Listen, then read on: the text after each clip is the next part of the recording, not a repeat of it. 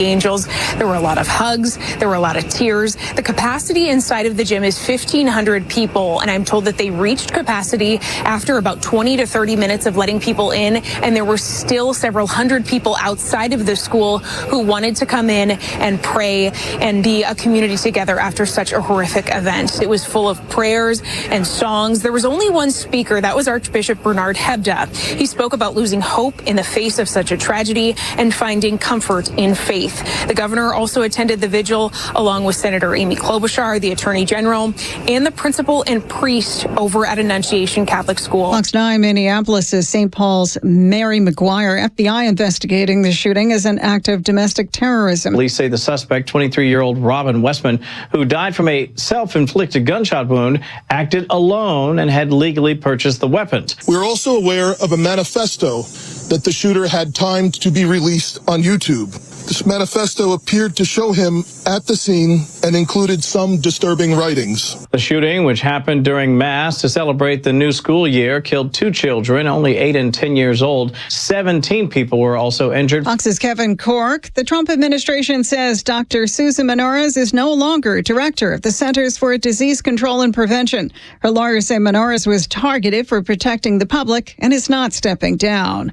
Ukrainian officials say some 600 drone ballistic missiles were fired on targets in Ukraine overnight, including Kyiv. At least 14 people are dead, nearly 50 others injured. America's listening to Fox News. Hey, it's Mike Rowe, and if you want to do business with a company that actually stands for something, switch to Pure Talk. I did.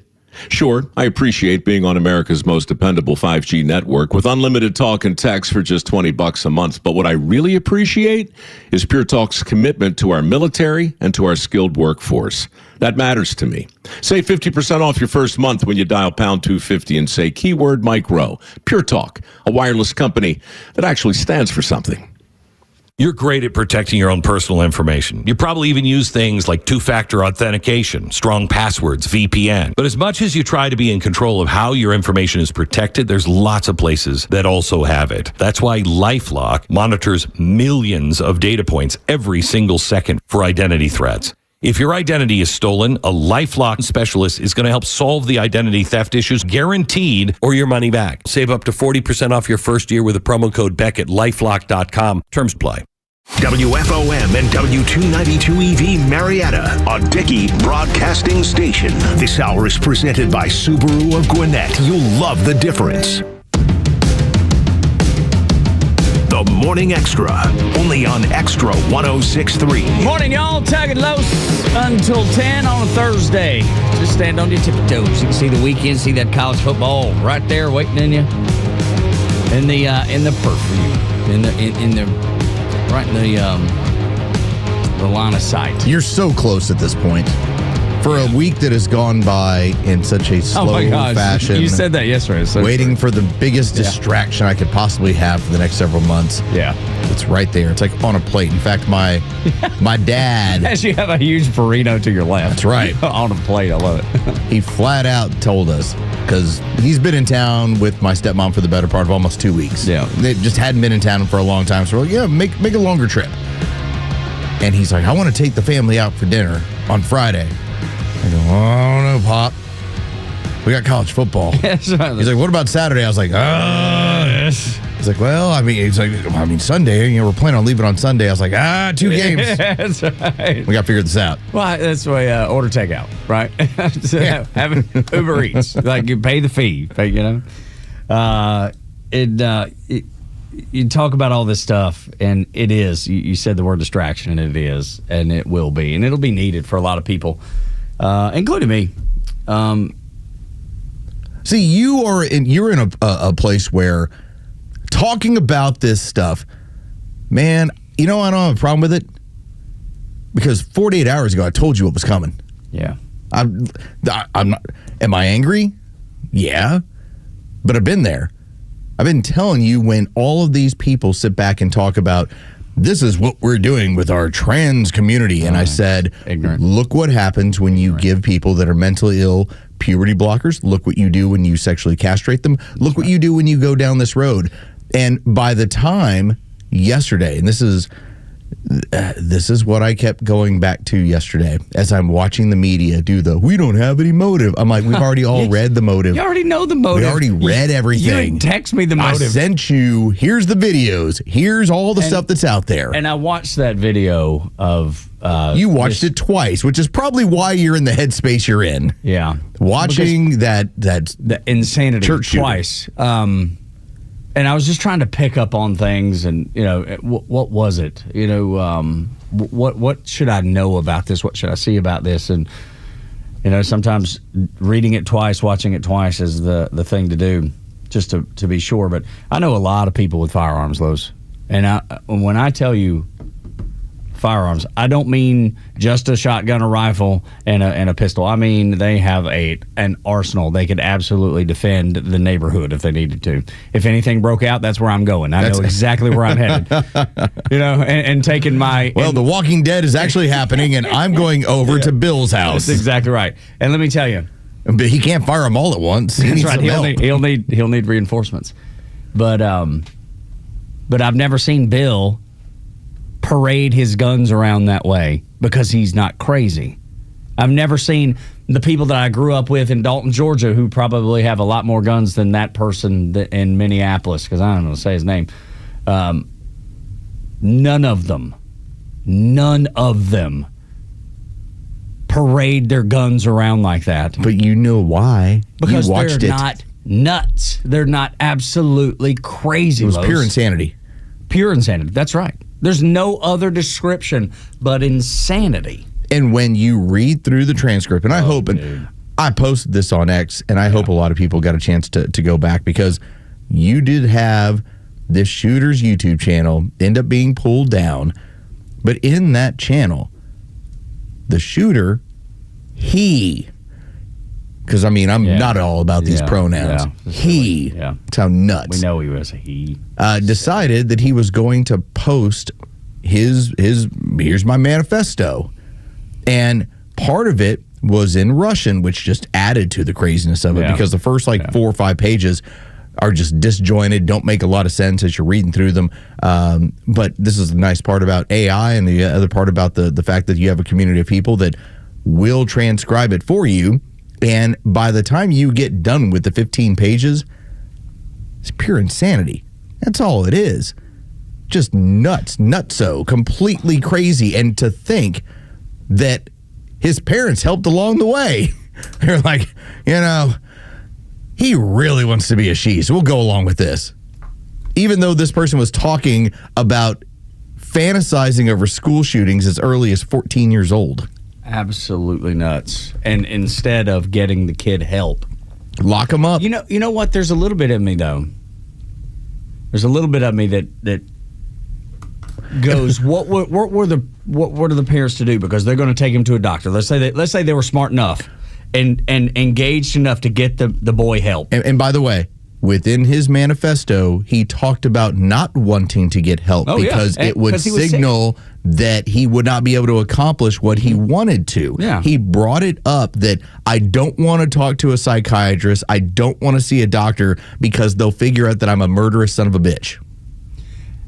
And if you would have taken him to a doctor, the doctors are going to say he needs to be given puberty blockers or he needs to be castrated. If you're in Minnesota. That's what the doctors would have told you had you taken him to the doctor. That's the crazy part, is that the crazy people are going to be diagnosed by people that are just as freaking crazy, it seems. That's one of the nutty issues that's going on in some of these states where rather than seeing this for what it is, which is you're mentally ill, you are teetering on an issue of insanity. And oftentimes what we're now seeing in the literature and what's showing up, you're autistic. Yeah. Okay, oftentimes they're autistic. Here's what's going on, which we're going to get to the bottom of that next month when RFK Jr. is like, so here's what's going on and here's how you ended up getting this way. But when you go through that information, when you go through this manifesto, it reads like complete wild insanity, and it points out, hey, I've got this loving family and they've been very supportive. Probably should have been on to the fact that you're insane.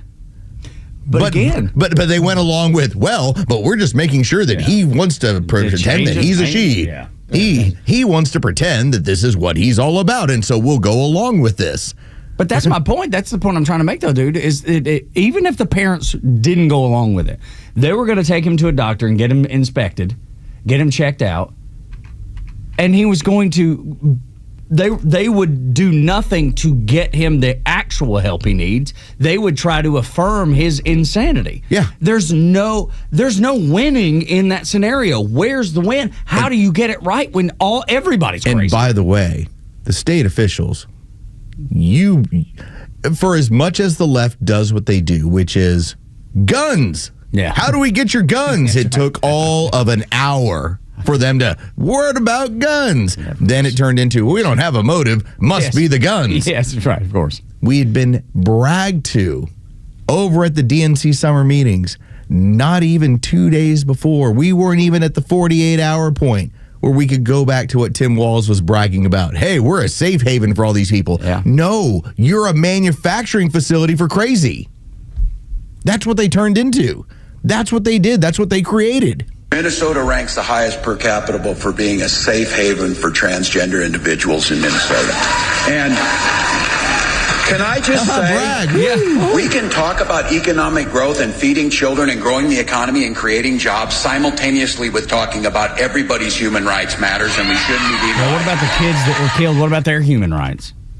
What about not affirming people's insanity and telling them they're just fine or pumping them full? And we don't know that he was pumped full of medicines yet. But regardless, if it would have continued, I'm sure he would be. The whole point is, what about the kids? What about their human rights? What you just said you're the biggest sanctuary. That means there's a lot of crazy people that live in your state, and you're doing nothing to get them help. You're only affirming their insanity. I don't want to make this out to where, hey, a picture says 1,000 words. Normally but does. one of the iconic pictures that moved around all of yesterday was when Tim Walz signed what he signed into law. Like, hey, if you want to come here, we'll help you out. We'll make sure and we'll feed your insanity. We'll play along with you. As he stands behind a giant 6'4" man with long blue hair who's pretending to be a woman. It looks like Uncle Fester. If you want to go back and be like, oh, what's the Addams Family look like? Yeah. It looks like Uncle Fester. Okay? And so this is what you get. If anything that's happened, the Democrats are reaping what they sow. Oh, of course. Yes. But the problem is, so is the people that live near them. Yeah. They're the victims of that. If you're not being prejudiced, and I highly tell you, like we joke around about, I guess I'm racist, because that's always what ends up being said about any one of us. When somebody loses an argument when it comes to being liberal, the first thing they do is, well, you must be racist, sexist, misogynist, whatever it is. So you and I have been called racist all the time. Yes, and the isms. And I'm not advocating for like, hey, maybe you should be racist. Although it's really funny when I'm like, I can't believe how racist I am because I was like this before the NFL put stuff in the end zone. I'm not. What I am is prejudiced. All right? I prejudge almost every situation you will ever find me in. And if I found out that I had a transsexual living down the street or one of them that's identifying in this way at a high school that my daughter goes to or a middle school that my daughter goes to, I'd be saying keep an eye on that person. Because the mental illness, it's a precursor. It's a red flag. It's when you look at the most recent of these shootings, these outlandish, crazy events, it is tied oftentimes to transsexuals and mental illness and medication and gender-affirming care. And if you don't believe that, go back and look. Go back to the New York Times article. And I forget, just because I hadn't looked at it this morning, the study was done by a female researcher. She was trying to prove that, no, this is transsexualism, transgenderism isn't, that's not a mental illness. And then all of her research said, yes, it is. And what did she do? She buried it. She didn't allow it to be shared. The New York Times got a hold of it, and actually, and credit to them, because I don't credit them a lot, but they published it. And the New York Times said, look, what this woman has found is exactly opposite of what the Democrats will tell you and exactly opposite of what this researcher will tell you. good for the New York Times for allowing the truth to see the light of day. Minnesota, yesterday, transsexual, Republican firebombing, gender fluid, Nashville shooter, when you were there, Tug. Dude, I was leaving that morning. Trans shooter, Colorado Tesla arsonist, trans, Colorado Springs shooter, non-binary, Aberdeen shooter, trans, Denver school shooter, trans, Iowa shooter, transgender fluid. It is a mental illness. It makes you yearn. And I put this out on X, and some people got it, and I really appreciate them. So when we had this explosion during the 1970s, and we saw the activity in the 70s, 80s of serial killers, what it was a lot of people that, because of their mental illness, their sexual proclivities, the issues they had, what they tried to do is live a regular life and keep that stuff under wraps. And yet, go ahead and kill to fulfill their sexual urges. The Ted Bundys of the world.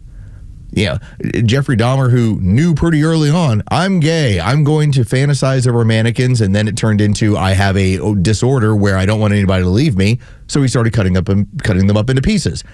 John Wayne Gacy was a homosexual man married, and because he didn't want to lose standing within the community, every time he had sex with a man in his house, he would kill them and bury him underneath his house. Okay, this is what it was. Now, our new psychos just end up, when they're dealing with their issues, it turns into, well, I guess I'm the opposite of whatever I am, and then eventually they just lash out in these public displays. Like, it kind of makes you go, man, our old psychos were a little bit cleaner about this. Think about the movie Billy Madison. Remember when he calls the dude that he was mean to in high school, and the dude turns around and put lipstick on? All that's crazy, right? That's crazy. A dude. It's a joke out of crazy. But it really does. I mean, it's what we've always known about people that struggle with these mental illnesses, right? That is just in one instance going, hey, we know what crazy people look like. We know what crazy people behave like. And they did it in a humorous way. But nothing has changed, Los. That's still the way crazy people act and behave. It's still the same thing. Those people are still crazy. Yet now we tell them that they're not. We're actually at a point where I think we get to kind of look around the landscape and go, bring me the sane person who is actually transsexual. And you kind of wonder, and you have to wonder from here on out.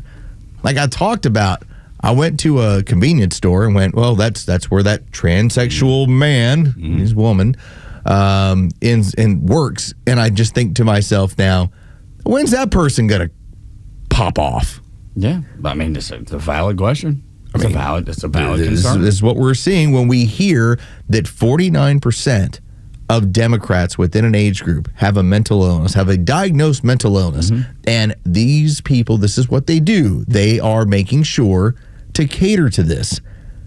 And so by the time that it blows up in their face, then the first thing they do is, I need your guns, Tug. Yeah, it's your guns. It's your guns. It's your guns are the problem. That's if right. you sat through that 11-minute video manifesto or you read through the 15 pages, you would look at guns as that's your only protection against this insanity. That's exactly it's right. the only way that when this thing clacks off, you're going to be able to handle it.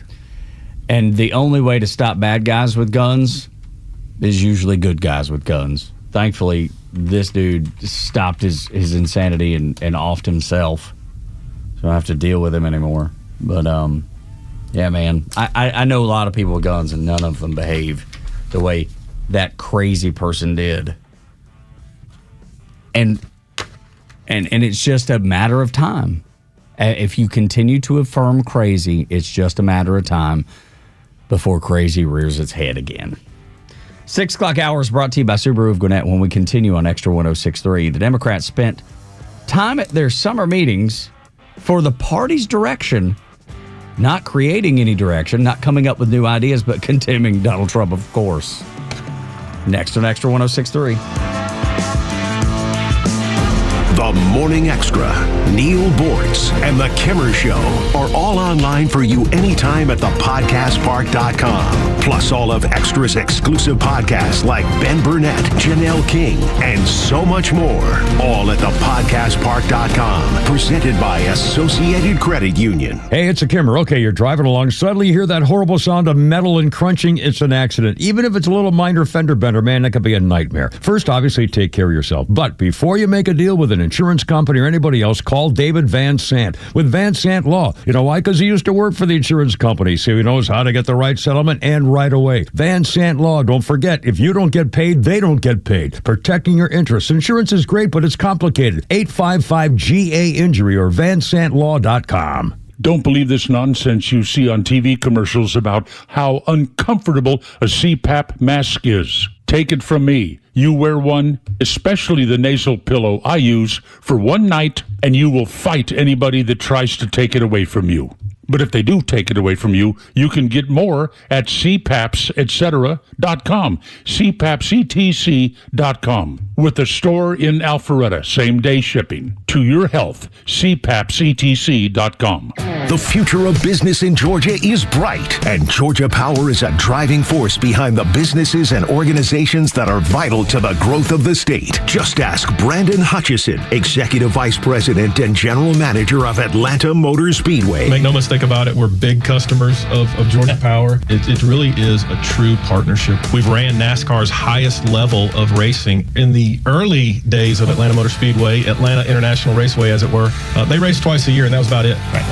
And then we started figuring out that this is an 850-acre campus that can do so much more. And it's not just the larger events that impact the region. It's the local events that really impact our community. It's a big responsibility for us to be such a big player in our community. And there's no doubt that Georgia Power has fan experience front of mind all the time. To learn more about how Georgia Power is helping businesses big and small, visit GeorgiaPower.com and tune in all year to discover how they're powering the future of Georgia. Hey, it's Los. We're here with Tom Mitchell, the honest car guy. Tom, I'm looking for a reliable vehicle, something for the family, but also for my daughter who's going to be driving soon. Why should I call you? The main thing is you get to see it's a full transparency sale. What I like to do is show you the whole gamut, show you everything that's out there and everything that's available. I can get any make, any year, any model. Financing. If I need to use it, what can you offer? We have some of the best banks available, and we got rates starting at 4.99 from a 23 model and above. It could be a 14 model. We still have banks that will do all the financing for you at good rates, and they're primary banks. If you have credit issues, we still have banks that can accommodate those issues as well. Friends, if you're in the market for a pre-owned car, truck, or SUV, get an honest car buy from the Honest Car Guy. You pay what we pay, plus an honest fee, and we back that up by giving you the bill of sale. That's our transparency guarantee. Call 844-SHOW-ME-1. That's 844-SHOW-ME, the number 1, or visit honestcarguy.com. Paid for by term provider. Premiums will vary. Plans depend on age, location, and other factors. Visit bigloot.com. Do you have 3 ex-wives and your current trophy wife wants a life insurance policy 3 times the size of the policies you had to purchase for your previous mistakes? If so, you need to call Big Lou at Term Provider, 800-555-1509. Big Lou is intimately familiar with your problems, and if you're 50 or 60 years old and in reasonably good health, a $1 million policy should only cost about $100 to $200 per month. Big Lou may have a solution for your previous policies as well. You may even save enough money to lighten the load on your new $1 million policy. Remember, call Big Lou. He's like you, except he's only on number 2. Call Term Provider at 800-555-1509. That's 800-555-1509. For $1 million in term life insurance that you can live with. Call Big Lou at 800-555-1509. 800-555-1509. It's August 28th, and this is your Fox Daily Snapshot. Today is National Bow Tie Day. The French military saw the way Croatian soldiers tied the necktie in order to keep their collars on their shirts together during the 30-year war in the 1600s. On this day, way back in 476 AD, the end of the Western Roman Empire, when Augustus, father of 16-year-old Emperor Romulus Augustulus, is captured and executed by Odoacer, a disgruntled Germanic mercenary.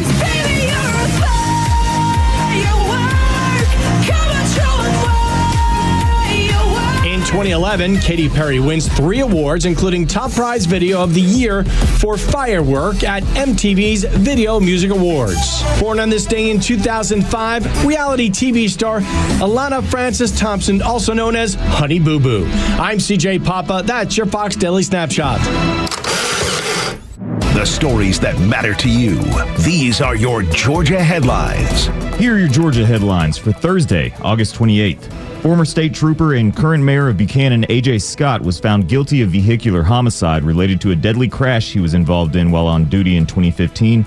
2 teenagers were killed in the crash. Scott was speeding 90 miles an hour in a 45-mile-per-hour zone without lights or sirens on prior to the crash. This was Scott's second trial after the first ended in a mistrial. He will now face sentencing.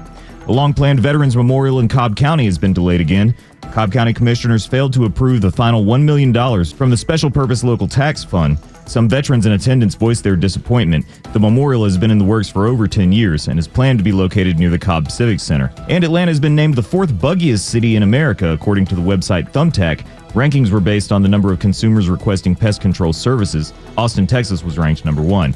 Today's weather, sunny and cool, starting in the 50s and warming up to the mid-80s. With your headlines, I'm Jerry Payne for Extra 106.3. I'm going to get into the things that the DNC are condemning, and I want you to hear them, and then we'll go through some of the things that they, by their statement, have condemned. But I wrote this down because I saw it on Twitter. Wait, do you want me to be Aunt Peg here, or do you want me to be me? Well, let's do a little bit of both. That way we have both sides of the coin, like common sense. Okay, so I'll be Aunt Peg. And then, so as you run through these, I'll give you my Aunt Peg response. Okay, let's play the cut of them condemning Donald Trump. Listen to this. Let's now move to resolution number 2, condemning the first 6 months of the second Trump administration. Discussion. Seeing no further discussion, all those in favor signify by saying aye. Any opposed? Resolution 2 passes. So there you go. They wasted their time at the summer meetings of the DNC. They're passing resolutions that everybody already agrees with. Why waste your time on it? It's silly. It sounds stupid. So you passed a resolution to condemn the first 6 months of the Trump administration. Yes, exactly. In your summer meetings. Which is supposed to set the direction of the party moving forward. There is such a thing as that when you have a meeting with a lot of people, everyone gets dumber. Have you ever been If you've ever sat through a meeting and you suddenly go, hey, normally Dave is pretty smart, but now that we're in a meeting, why is Dave an idiot? Turns out everybody's dumb in this meeting. Huh. It just sounded like a joke to me. That's when the whores come in. It is, indeed. And they're there. There's no doubt. At that meeting, they're Man, I have present. People I've worked with in the past where as soon as they start asking questions, it's just, put your hand down. Never ask questions in a meeting. Never be the person to ask questions in a meeting. Ever. You have questions, nobody raise their hand. I used to work with somebody who would air out their complaints. Oh, of course. In company meetings. Oh, my God. One of those. And that was just stop. Like, can you please stop? Like, I need to get out of here. And here's the thing. Don't make it tough for everybody else by raising your hand or saying you have a question. Wait till the meeting is over and then go and ask the question. That's right. That way you don't damage everybody else's day. Don't have a resolution that everyone already knows what it's going to be. Or that. Don't waste your time. All right. So if you're Aunt Peg, put on your tinfoil. Oh, I guess it wouldn't be tinfoil hat. It would be pink hat. We'll call it the pink hat. I got my pink vagina hat on. Yeah, that's right. All right. So one of the things that Donald Trump has done in the first 6 months that they've condemned is deport illegal aliens from the United States. That is terrible. Well, but you understand illegal aliens, Aunt Peg. They're just people. Well, of course they are, and I have no ill will against them. I'd probably be trying to get here too. But don't you think Jesus loves them too, Tug? I do. Yes, I do. I absolutely think he does. But do you realize what it does to the job market? Do you realize what it does to the housing market by having an additional 20, 30 million people in the United States? When you die, you realize you're going to have to explain this, correct? Right, but let's talk about it here now. Let's talk about what it does to wages. I'm only concerned with your life after this one. Well, and I love you for that. And look, when I read my Bible, I'm going to get myself right, and I feel like that. Let's just agree to disagree. Okay, fair enough. Well, can we move to the next one? Okay. Securing the U.S. borders, the South. It happened really quick, Aunt Peg. Well, that's because Donald Trump is Hitler. By securing the border? You know, Hitler secured his borders too. He built that Atlantic Wall. Well, but we're just trying to prevent people from coming in again. I mean, Don't people deserve to come here for a better life? No, legally, yes. If they want to come legally, they Let's agree to disagree. Well, again, we have to agree to disagree on everything. Southern border secured. Everything is in better shape there. Exposing government fraud, waste, and abuse. The Doge. They have condemned. I know you're all excited about Doge, but do you know how many people around the world are going to die because of that money being taken away?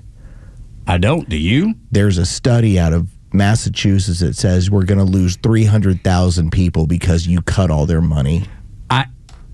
Can you cite your source? You really want to kill 300,000 people? Can you cite your source and tell me who these experts are? I heard it from Rachel Maddow. See, there's the problem. Next, we're going to have to agree to disagree on the. I'm going to bring up the agree to disagree. Anything you hear from Rachel Maddow is bad. What about this one? Will surely come together on that, Peg. This one's so clear. We'll both love and appreciate, and they shouldn't have condemned it at the summer meeting of the Democrat Party, securing these peace deals. You know, Donald Trump is only doing it because he wants to win a Nobel Prize. Well, if he gets it done, does he deserve one? Because I feel like if he was able He's to... no Barack Obama. You know that. Well, Barack Obama got it within months. Well, but Barack Obama is a communist, and he's not. So, yes, you're right. They're very different people. I agree. Donald Trump just did it to enrich his family. How would he do that? Peace deals? He's going to have deals throughout the whole world. Jared Kushner's going to make so much money. I can't believe you don't know about this. Well, it was covered in Mother Jones. But what about stopping the killing? Do you care about? You have to care about that His part. sons are dictators in waiting. They're like Qusay and Udre. You mean Saddam Hussein's children? Yes. Who that was? I don't think they are, but you have to appreciate the fact that he's trying to stop people from killing each other in the hundreds of thousands on both the Ukrainian side, which you support, and the Russian side. For me, I just want to see the killing end. I feel like Donald Trump does too. You're only interested in the white people that kill each other, like those white South Africans that they're trying to get out. That's all you really care about. Well, but that's not the case at all. Do I think that they shouldn't be killed? Yes. Well, I guess we can agree to disagree. Again? Just on murder? Okay. Banning men from invading women's private spaces. You don't want a man in your locker room when you go to change at the YMCA, do you? You know, love is love, Tug. And until you see things that way, I just don't understand how you can continue to look at people and ostracize them. They just want to be involved in what you want them to be involved in. Can you not love them, though, and understand that they probably shouldn't be in my wife or your private space? If they've had puberty blockers, they're the same. But are they? I'm not sure they are. Even if they've had surgery, I don't know that they're the same. It doesn't change. If they've done that, they're the same. What do you have a problem with these people, Tug? I do believe that women. Do you just go around looking for Adam's apples all day? No. Is that all you really care about? No, but I'm not blind to the fact that when I walk out the door at the Battery and I see a man dressed as a woman, I'm very polite to that man. But I can't help my eyes and my common sense works, and I realize what I'm seeing. Okay. All right. It's like a terrible cloak. You have to just reach deep. It's a lot of fun to actually go, what would the crazy say? No kidding, man. And every single time, well, most of the time, it's about using your own values against you. Of course. Isn't it? It's always the bounce pass for sure. How many more of these things? Dude, there's a bunch. Oh, my God. Stopping the chemical and surgical castration of kids, ending racial politics and indoctrination in schools and colleges, creating historic trade deals, bringing trillions of dollars worth of investment into the U.S. They condemned all of those things that are beneficial to you and me as American citizens, and then they come up with all the reasons that they're terrible. It's not surprising that they did this, but it is. It's a sad state of affairs for the Democrat Party. How low do you have to stoop to say all of those things are bad? Where is the part where you endorse something that's happened, but you also believe you can do it better? Because that's really the key here. Yeah. That's really the goal. Is there an aspect of the Trump administration where you say, that was done in a way that is passable, it's acceptable, but we would like to see X, Y, and Z all added onto it. Yeah, their TDS wouldn't allow It would not anything allow to be acceptable or passable. That's why they take the 20% on everything. Whatever Trump does, we're taking the opposite. That's the resistant state of mind. He really did break them, didn't he? Yeah, he did. Yeah, He broke them. He broke the entire party. They're at lows that they've not seen in a generation. They've lost the popular culture. Never.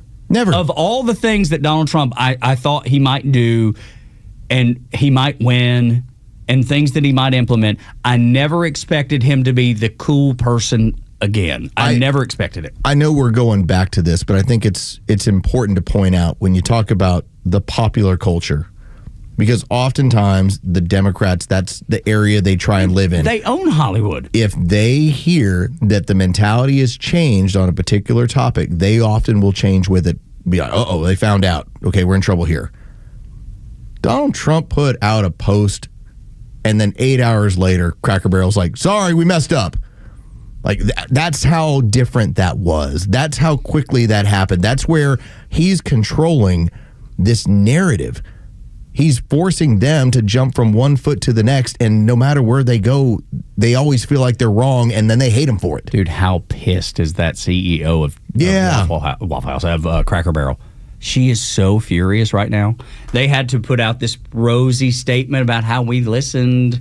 They obviously didn't address Donald Trump, but we listened to our customers. We messed up. Dude, they are furious that they had to make this change. Yeah. You had the story out of Fox Business where the investor talked about this being a terrible idea, an idea of folly. But who would have imagined? As just you said, the pop culture. Just being able to control the pop culture. We've never been able to do it. We've never had it. It was always Rolling Stone magazine because I read Rolling Stone as a kid. I read Spin magazine because it was music related, and they always talked. It was always such a leftist point of view, and that does not exist. Those magazines, in there, they still talk like that. But the idea of them owning the popular culture is over.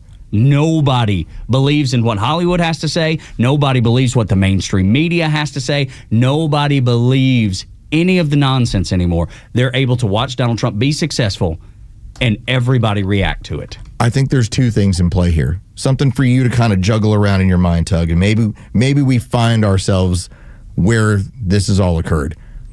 I think part of this is that we can point at whether it's a Tucker Carlson, whether it's a Charlie Kirk, whether it's a Matt Walsh. Like, there's all these people that you can point to and say, okay, well, this is what Walsh has been doing, and this is what this person's been doing.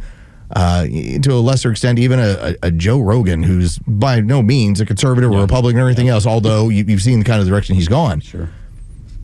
These are now the people our age and a little bit older that are young enough to drive the culture. And all their side is now the Nancy Pelosi's of the world. I think it naturally lends itself to, y'all are old and you ain't cool. And when was the last time that you heard the term culture war? We won. Yeah, it's not even a war. It's done. But it's funny because for my entire lifetime, they owned it. Yeah. Obama owned it. Bill Clinton playing the saxophone. They owned the culture. They owned popular culture. They owned what people thought and what was cool and what wasn't cool. And now Donald Trump has pulled the rug out from under them. They don't own it. And let me tell you, that's a scary place for them because they've always had Hollywood in their corner. They always had media in their corner. They always had the record labels in their corner. And nobody's listening to any of them anymore. They're now coming across as old and busted. That's right. Like, how when you did said it this earlier, all happen? which was so spot on, he broke them. He broke them. Donald Trump, an 80-year-old man, broke them. So much so. This is how broken they are. I told Los this early, I think it was Monday. So forgive me if you've heard it before, but I took my wife to see her favorite band play Monday. Sitting behind us were three libs, and they were talking about how Donald Trump's health is terrible and he may die. Obviously, when I hear that, I'm like, okay, let me listen to this. My sweet wife's talking to me about, hey, let's go get some popcorn and some M&Ms. And I never heard her because I was so dialed into what they were saying. But that was their conversation. He was like, did you see him on the roof? Oh, my gosh, he looks terrible. He's in awful shape. They truly believe it. That is their last hope. That's what it is, right? It's a hope more than anything else. That's all it is. Please be true. Please be true. Please have an American president. Please have him die in office. Please have him quit being so successful on behalf of the American people. That's the thing. That they're cheering against you directly. And this is the part that's getting to them. He is a force of nature by which we'll probably never see again, where you could throw everything at him and he still keeps coming, and then he keeps winning and he keeps getting more popular. When has any politician had all the crimes and convictions and all the games tied to them, and yet they come out stronger than they ever have? That's unexplainable to them. It's never happened. It's never happened. Well, the DOJ's never been weaponized against a president before either. And then it turns into, well, we'll get him with the Epstein files, just like you were going to get him with the Mueller report, just like you were going to get him with the dossier and Russia collusion. Just like in New York and in Georgia, you're going to get him this time. This is the one. The only thing there now is like, well, death is undefeated. Maybe they can get him there after they already shot him. Try to kick the football. It never works. He has totally broken them. It really has happened. Amazing. Tug and Los until 10 on the Morning Xtra and Extra 106.3. When we come back, the Christian schools in Minnesota had asked Tim Walz for extra security. His response is now glaring. Next on Extra 106.3. Good morning to you. The latest sports news, powered by 680 The Fan, and driven to extra listeners by RBM of Atlanta in Sandy Springs, Atlanta's Mercedes-Benz connection since 1964. Good morning. Here are your sports headlines for Thursday, August 28th. The Atlanta Braves ended up taking 2 of 3 from the Miami Marlins, including a 12-1 win yesterday afternoon. Jurickson Profar homered twice in the ballgame. The Braves now move on to Philadelphia to open up a 4-game series beginning tonight with the Phillies. First pitch is set for 6:45. You can hear that game on our sister station's brand new app, 680 The Fan. Week 1 of the college football season is here tonight. You get some action as South Florida hosts 25th ranked Boise State. That's going to be a 5:30 kickoff. Georgia Tech, they'll be in Boulder tomorrow night to play the Colorado Buffaloes. That'll be an 8 o'clock kickoff. You can hear that game right here on Extra 106.3. As for Georgia, they'll play Saturday afternoon as they host Marshall in Athens. With your sports headlines, I'm Carlos Medina. The weather, it's a changing. Right now, you're waking up to cooler mornings. Yesterday, a little cooler than today. Yesterday was like 58. Today is 59 or 60. But still a nice little crisp fall feeling. Perfect time to call Central Heating and Air Conditioning and get prepared for when the actual cold weather gets here. You got time because, we're a little ways off, but you want to get ahead of it. And that's what I encourage you to do. Reach out to Chuck and his team at Central Heating and Air Conditioning, 770-GET-HEAT, or go to centralheat.com and get them to come out and do that semi-annual maintenance so you're good to go when wintertime rolls around. Now, and the beauty is they have already, if you have that agreement, they've already looked at the AC, which has been operating to peak efficiency. And we've got a little time left. We'll probably use some AC, but this crisp morning lets you know that fall and winter are on their way. So reach out, Central Heating and Air Conditioning. If there is a problem with your HVAC, they can fix it. They are your Atlanta Carrier experts, but they don't just work on Carrier equipment. They work on it all and fix it all. If you need a new system, they can get you one of those fantastic new Carrier systems at Central Heating and Air Conditioning. Easy to get a hold of them, and you will talk to a real person when you call. How unique is that? That's almost surprising. It never happens.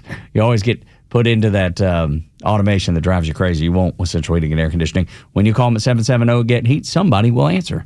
There's no pushing 1 for this or 2 for that. Just talk to a real person. Or go to the website, centralheat.com. If you've been waiting for the right time to make the switch to electric, this is it. At Jim Ellis Chevrolet, limited time incentives on select EVs are here now, but only through September 30th, 2025. That means if you've had your eye on an electric car, this could be your last chance to save thousands of dollars. Whether it's the all-new Chevy Blazer EV, the powerful Silverado EV, or something in between, Now's the time to plug in and move forward. Plus, at Jim Ellis Chevrolet, we make the switch easy with expert guidance, flexible financing, and a friendly team ready to help you every step of the way. Don't wait. Visit Jim Ellis Chevrolet today or head to JimEllisChevrolet.com to find out more. But hurry, these savings disappear after September 30th. Jim Ellis Chevrolet. Together, let's drive. Jim Ellis, expect the best. Hey, this is John Flading from ATL Turfco. We're a family-owned and operated independent local company here in the Atlanta area. We've been in business for over 15 years. We install several different types of artificial grass. One is landscape, which looks like real grass for your lawn. The next one is pet turf. Pet turf is a little bit shorter than landscape, and it's more durable. And the other one is putting greens. If you can dream it, we can build it. Just go to atlturfco.com to schedule an appointment. Hi, I'm Chris Lalamia, owner of the Trusted Toolbox. Got a to-do list a mile long? No problem. We've got the ultimate solution, our Handyman for a Day program. Here's how it works. You get a skilled handyman dedicated to knocking out your honey-do list. Paint touch-ups, drywall repairs, door adjustments, and much more, all done in one day. Call us now before the rush for your Handyman for a Day and call us at 770-623-3097 or visit us at thetrustedtoolbox.com. One call, one handyman, one day, the Trusted Toolbox. Comfort that shows up day in, day out. That's what I want when I get home. Cozy Earth nailed comfort with their bamboo sheets. These sheets are game changers. They are incredibly soft, they're breathable, and temperature regulating. Tanya sleeps hot. I sleep cold. Somehow or another, both of us have found a way to sleep perfectly. It's really like magic. Cozy Earth's bamboo sheets wick away heat and moisture, helping you stay cool and cozy all night long. And their everywhere pant, next level. It's the go-to for everything. Travel, work, chasing the kids, or doing nothing at all. They're clean cut, super stretchy, and unbelievably comfortable. Refined comfort meets real-world performance. Everyone I know who's tried Cozy Earth is hooked. Seriously, you'll wish you switched sooner. And there's no risk. 100-night sleep trial, 10-year warranty. Try them, wear them, love them, or send them back. But you're not going to because they're great. CozyEarth.com. Use the promo code BECK for up to 40% off the softest bedding, bath, and apparel. Built for real life. Made to keep up with yours. Cozy Earth. You can thank me later and tell them I sent you. Stream Clay Travis and Buck Sexton, Glenn Beck, Fox News, and even NASCAR on Sundays. Anywhere on the Extra 106.3 app. Download the app now and get 24/7 access to the live stream, the latest news, and everything you need to know about Atlanta's only conservative talk station. Download the Extra 106.3 app for Apple or Android and check out even more great original content at thepodcastpark.com. The craziest is MSNBC. I think it's smart. No, me too, but they're nuts over there. But they've taken the coffee cups that say MSNBC with the peacock logo, and they've just scribbled it out. And it now MSNOW, MS Now, which is what they're going to transition to. I suspect Morning Joe is sitting back saying, why has this not already happened? Like, you made the announcement. Yeah. Why are we going months with this? What is the benefit of keeping it MSNBC for another 5 months? Somebody told them in marketing, we just can't rush into this. What we'll do is we'll ease into it. We'll start scribbling. Yeah, we'll start scribbling out so they'll notice that we've changed something. I mean, it's just nuts. I appreciate the radio way of doing things. Dude, it is. The next day. Yeah, absolutely right. Pull that Band-Aid. That's right. Absolutely. It doesn't matter. If it's a country station and they're going to be a rock station, it was, New Country 101.5 today, and it'll be Rock and Roll 101.5 tomorrow. I mean, you know what I mean? It just happens. What's going to happen, it'll be a Tuesday, and you'll tune in here, and you'll be like, where's Los and Tug? And it'll be, oh, it's kind of like Dukes of Hazzard.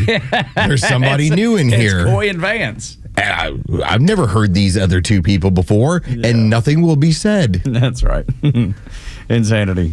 Insanity is all around us. I'm beginning to realize that this world is completely broken and insane.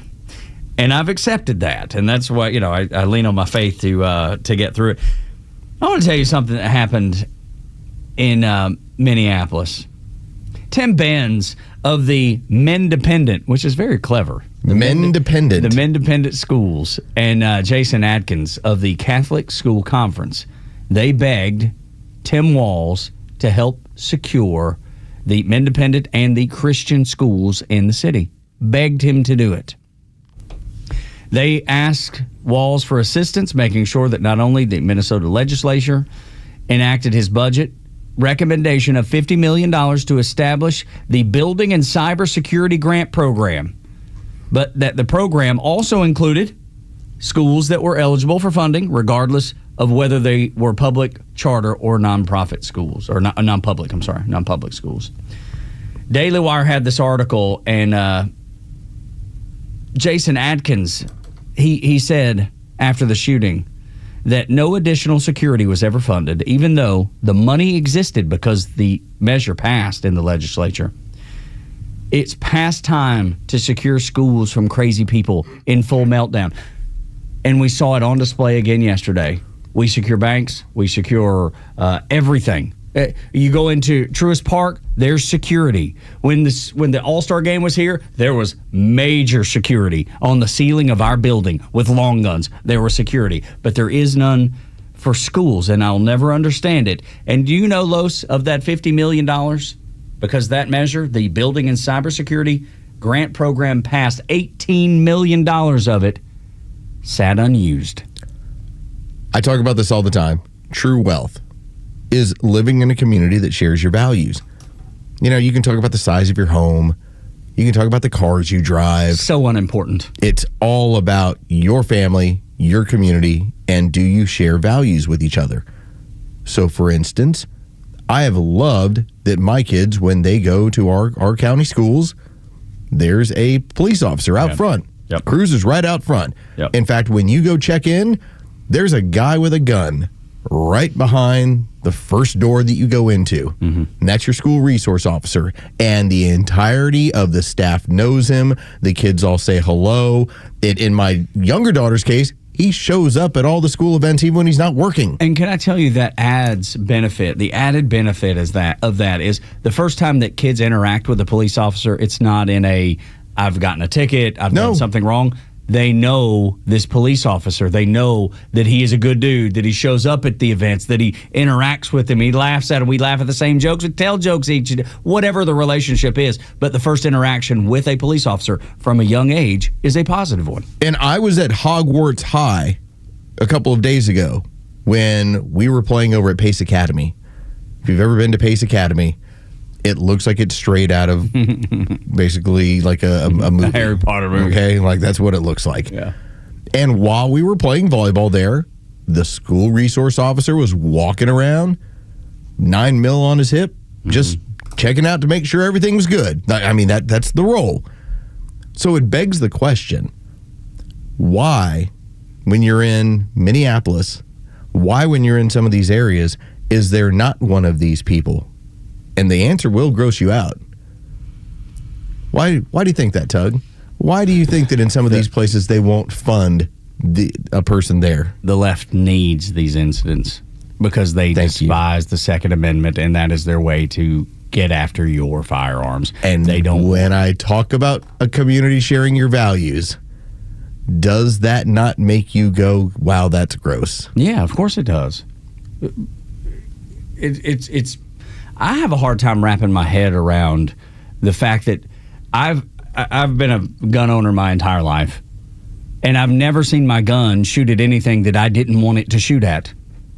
It never got up off the table. It never got out of the safe. It never got out off the gun rack. I remember in high school, when I was in high school in Northwest Georgia, people they would come home late on a Sunday night from a hunting trip, and they'd still have their rifle in the back windshield.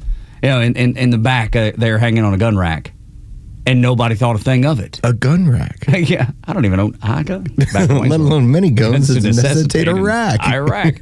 No, but it's the truth. Like, you can say all you want, it's the guns, it's the guns, it's the guns.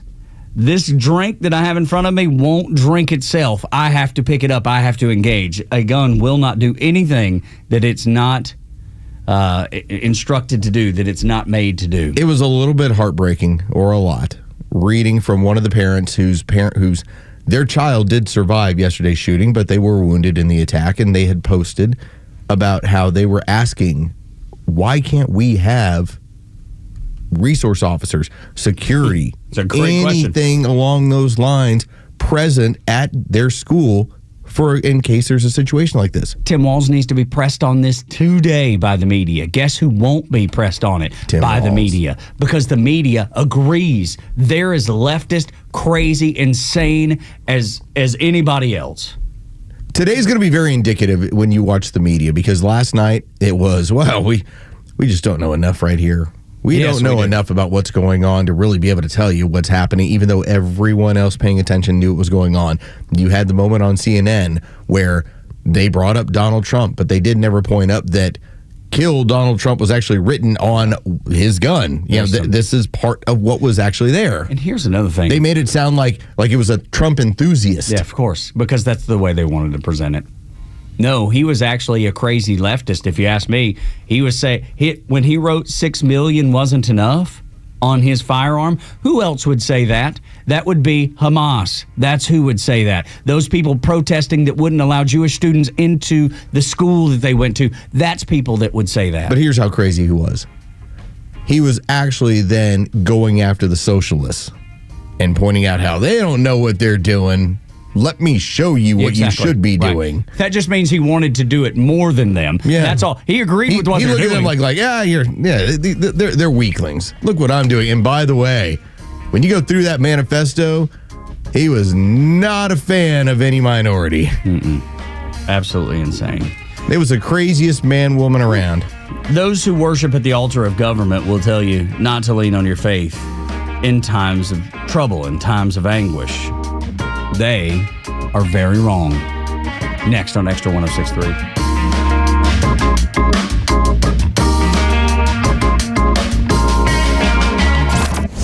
Extra 106.3 has the biggest lineup of conservative voices all week, and we're loaded with live and local programming every weekend.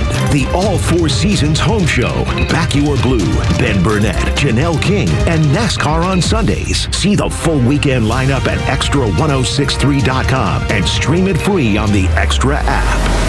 Join Daniel Madelon, CEO of A Second Chance Bail Bonds, and co-host Tug Cowart as they bring together law enforcement, justice insiders, and voices from every part of the justice system, victims, advocates, and people who've turned their lives around. It's an honest talk about what's working, what's broken, and how to build a better path forward, one second chance at a time. This week's guests are FBI Special Agent in Charge Paul Brown and FBI Special Agent Charles Orgbon Jr. Justice Unfiltered. Unfiltered, informed, and unbiased. No one plans on going to jail, but when it happens, it's important that you know who to call. Call A Second Chance Bail Bonds, where we believe everyone deserves a second chance. Whether your loved one's been arrested in Cherokee, Clayton, or any of the other metro Atlanta counties in between, A Second Chance Bail Bonds works fast to help expedite release within hours. A Second Chance. It's better to know us and not need us than need us and not know us. Call A Second Chance 24/7 at 404-BAIL-OUT or online at atlbail.com. Hey, Kimmer here. I'm going to help you cut through all the nonsense when it comes to windows and siding, Peach State Windows, and so much more.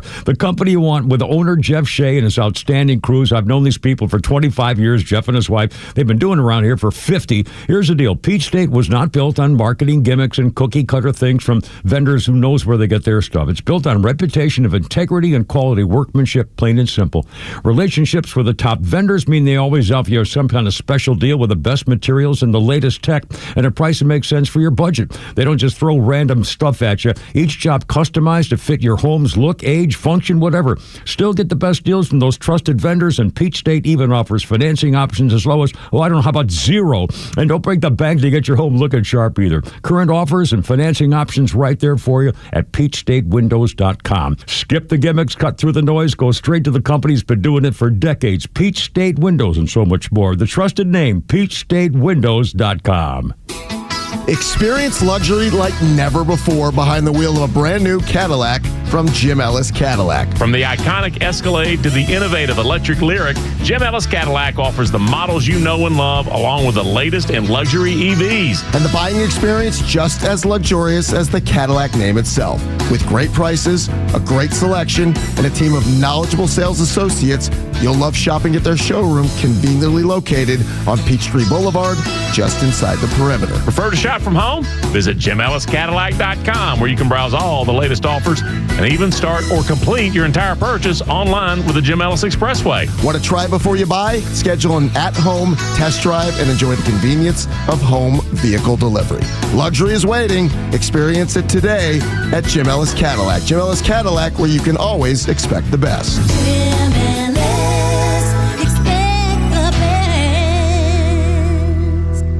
If you're experiencing low energy, brain fog, or bloating, then your body might need a detox. Active Liver from New Nordic makes it easy to help your liver to detox your body all year long without major changes to your diet or lifestyle.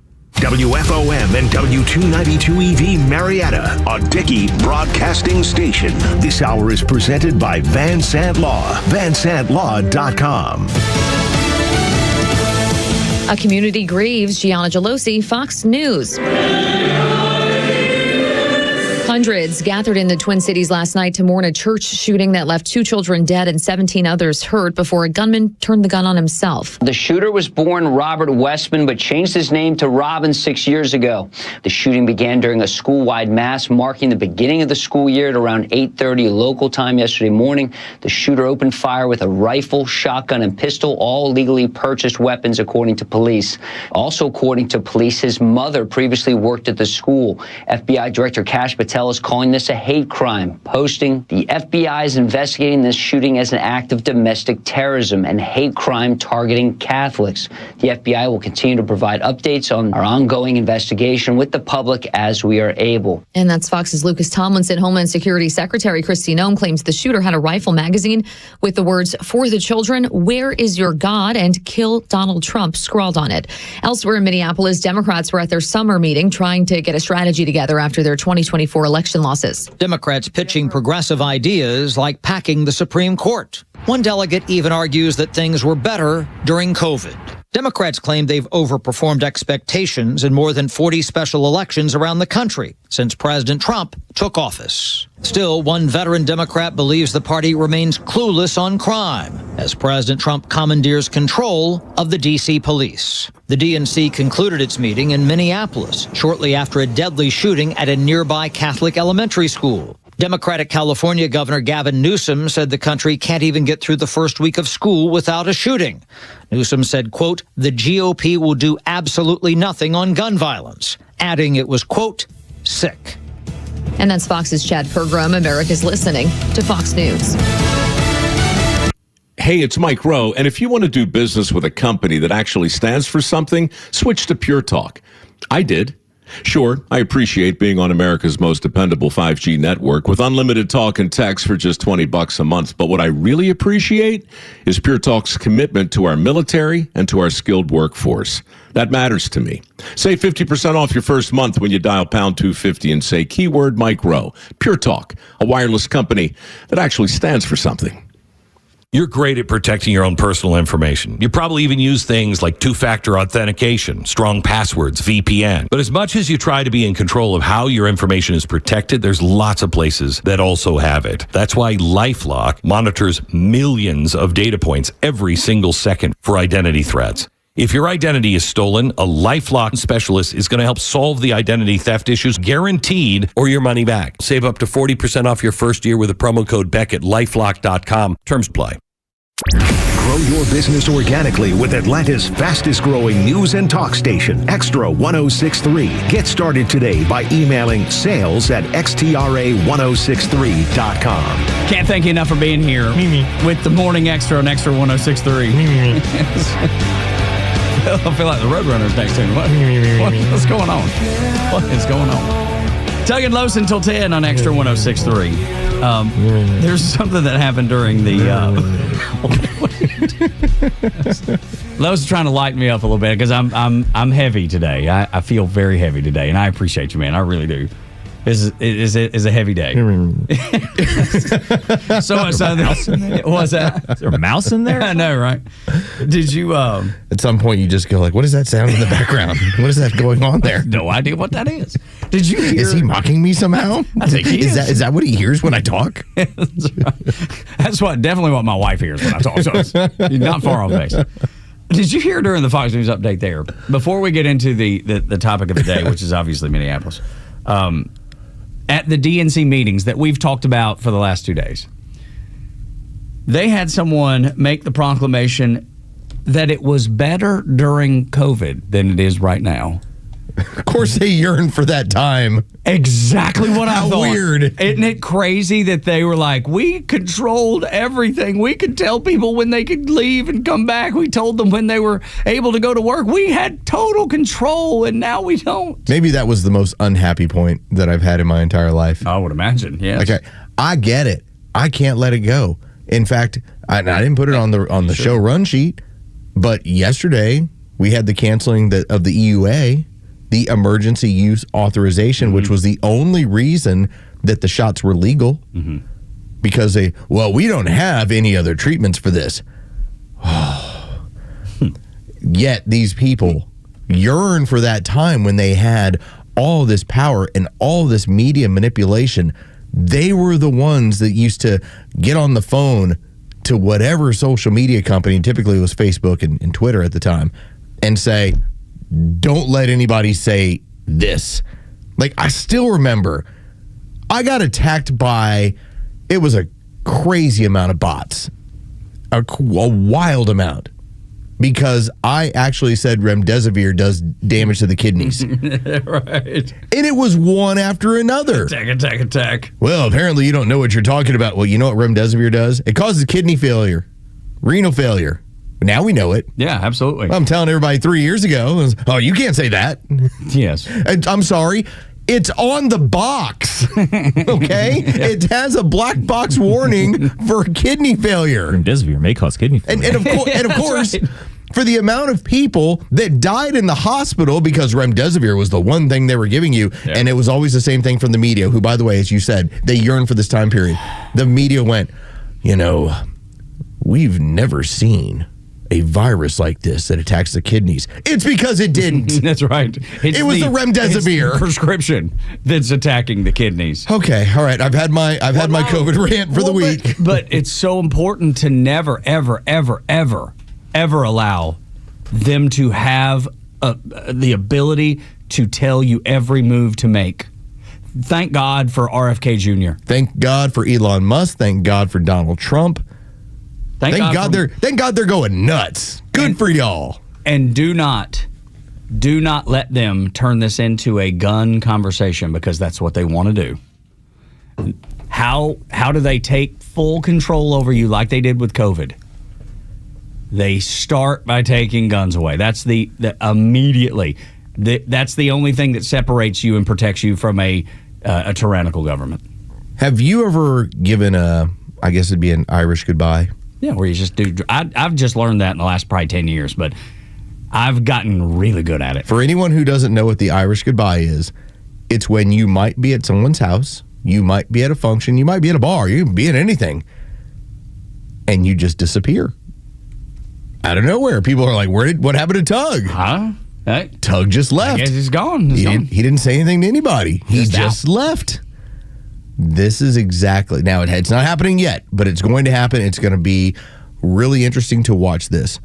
The Democrats are going to do this to the trans movement. They're going to do this to all the transsexuals. They're going to hit them with an Irish goodbye. It's going to happen. It's a losing issue. They've lost on, as much as the pharmaceutical industry is trying to basically push a lot of this stuff because they want lifelong clients. It's harder to facilitate abortions in this country. They looked at this movement, these people, these random weirdos, as if we just get them, then we can keep them on drugs their whole lives, which is always the goal of the pharmaceutical industry. Yeah, their goal is to make money off you but forever. It's far too damning. And so you're going to watch the Democrats that are slowly going to just slink away from this issue. I was like, what, do you want to back another shooter? Is that what you want to do? Like they can play it on the guns, but now that X is here, we actually see what actually occurred here. Europe has banned all of these surgical procedures. They've banned all of these puberty blockers. They banned all of this medicine because there was a research project done out of the Netherlands that said exactly what the research that was done, that was uncovered by the New York Times, that was buried, that this stuff is not going to help any young person that is, because gender dysphoria is real. I'm not pretending that that's not real. Sure. You have people that grow up with issues when they're young. 80-90% of them grow out of it. Yes. And yet, for a long time in Europe, they wanted to make those kids ingest these medicines, and they do these irreversible surgeries. They've stopped it. They've banned it all. It's just the United States and the crazy leftists and the crazy pharmaceutical industry and their crazy ability to pay off politicians to continue this in America. And I believe Los is right because of this. Everybody knows that this does not help any of these kids. They know it. The research has proved it over and over and beyond the shadow of a doubt. So they fought and fought and fought. Now they've come to the conclusion we've been wrong about this, and that's where Los is right. The Irish goodbye is coming, and you'll see, it's like the little wolf on cartoons when he's whistling, walking down the railroad tracks, just act like nobody saw him. And don't tell me that, well, it's too important for them to leave it behind. The Democrats 15 years ago decided to leave white working class people behind. Like, their goal was, we're moving on from this class. It's not going to work for us. What they didn't know is that they were going to end up losing all working class people. But the goal at the time was, we're going to leave behind white working class people. That's right. They're too needy. Yeah. Let's focus on groups that feel like they've been taken advantage of. This one is so problematic, so damning. You watch. They're slowly going to go like... The trans community is going to be like, hey, where'd the Democrats go? Why aren't they supporting us any longer? Be like, oh, they put you back in the box. You know what? They were all in this one box, which was, all right, y'all's crazy. What you like to do is, and more often than not, you're either extremely mentally ill or your sexual proclivity was you like dressing up as the opposite sex. Typically, men dressing up as women. That's how they would get excited. All right? There was very few amount of people that were legitimate. I was born in the wrong body. The Democrats are basically going to say, this isn't worth it. There's not enough of a voting block. And in fact, one of the major reasons why you lost the 2024 election, it's because Donald Trump and his campaign put you into a corner saying, she's for they, them, he's for you. These people need help. They absolutely need help. Yeah, I'm not saying they don't need your attention. But that's the thing. They need a lot of attention. And until they get it, that's right. You should be cognizant of who's the transsexuals in your life. But the Democrats see giving them, affirming their insanity, affirming their mental illness as compassion. I don't see it as compassion at all. I see getting them help. And the problem is, which doctor are you going to? Like, you've got to find a doctor that believes in some sort of normalcy, some sort of reality to get the help that person's even going to need. Because right now in America, if you go to the wrong doctor, they're going to say you need to affirm this, just like the Democrats will. And that's not compassionate at all. Getting people the actual help they need is compassion. I think because you have a good heart, you look at it as, wow, you're being compassionate towards these people. Well, that's the presentation. That's the presentation. I look at it as, we're causing more chaos with more street animals, and these ones look even weirder than the other ones. Because the Democrat, the socialist, the communist wants street animals, wants people capable of upsetting society, of causing chaos, of causing people to go, oh my God, who can possibly come in and fix this? And what better than a dude with blue hair who's 6'4" telling you his name is Wilma? Yeah. I guess because I bet, there's no way for me to know this for sure, but call me Barbara. Yeah, exactly. What? The mama of Robert that went by Robin, she's probably at a loss trying to figure out what to do for her child, and she's being told by the medical community, you better affirm her, you better affirm him, or he's going to commit suicide. So those are the people that I feel like are trying to be compassionate because they don't know what to do, and they're looking for leadership and looking for guidance, and they're getting misled. I did read, and I'll see if I can go dig it back up, because she did, it was confirmed, she was one of the teachers at that school who ended up retiring several years ago. Yeah. But there was also a report that she was quite the liberal enthusiast. Oh, I'm sure. Which plays right into this. You notice how it's always the woman who needs the handbag? She needs to have the, Charlize Theron. I happen to have a son who's a her. Dude, Charlize Theron got like 3. Yeah. The actress Charlize Theron, I think she has 3. Yeah, for some reason, every single kid that she's ever run into turns into you're not the right sex.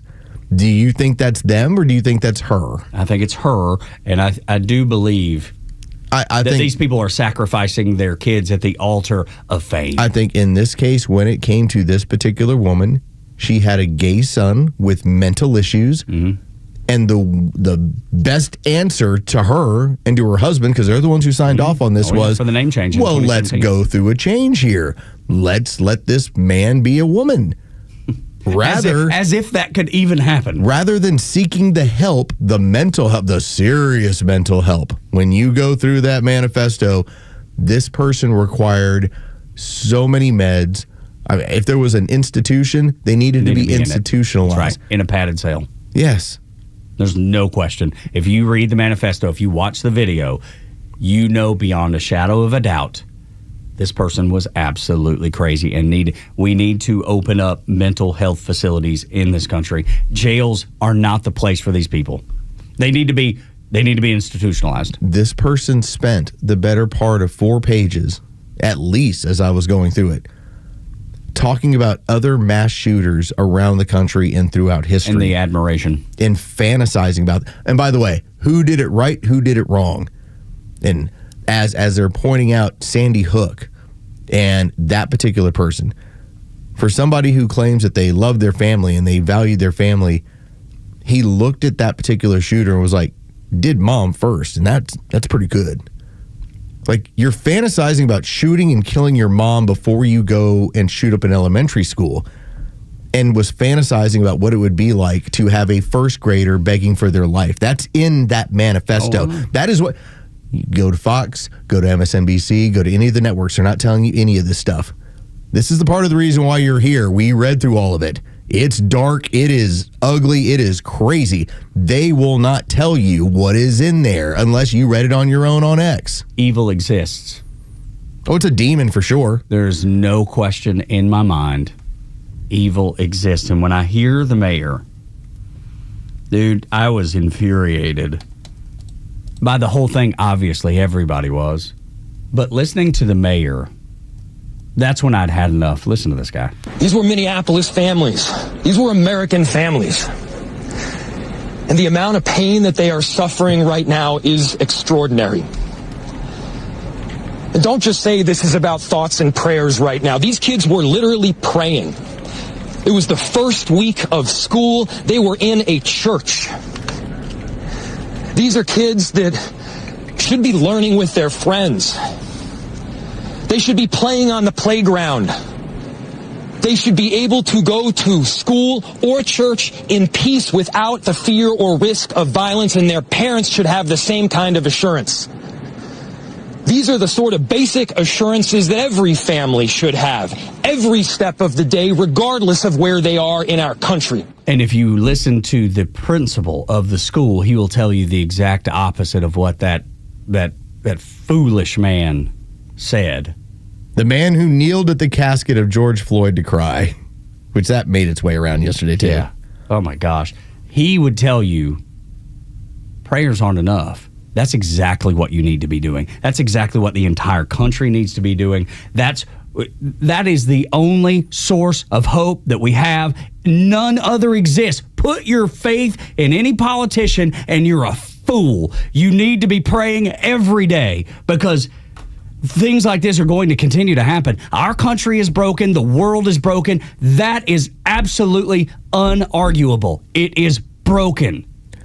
Be like the principal at that school who says, I beg of you, please pray for us. Do not listen to the fool that is Jen Psaki, the idiot that's on MSNBC, or the fool that bowed down at the casket of of a drug dealer. killer. Yeah.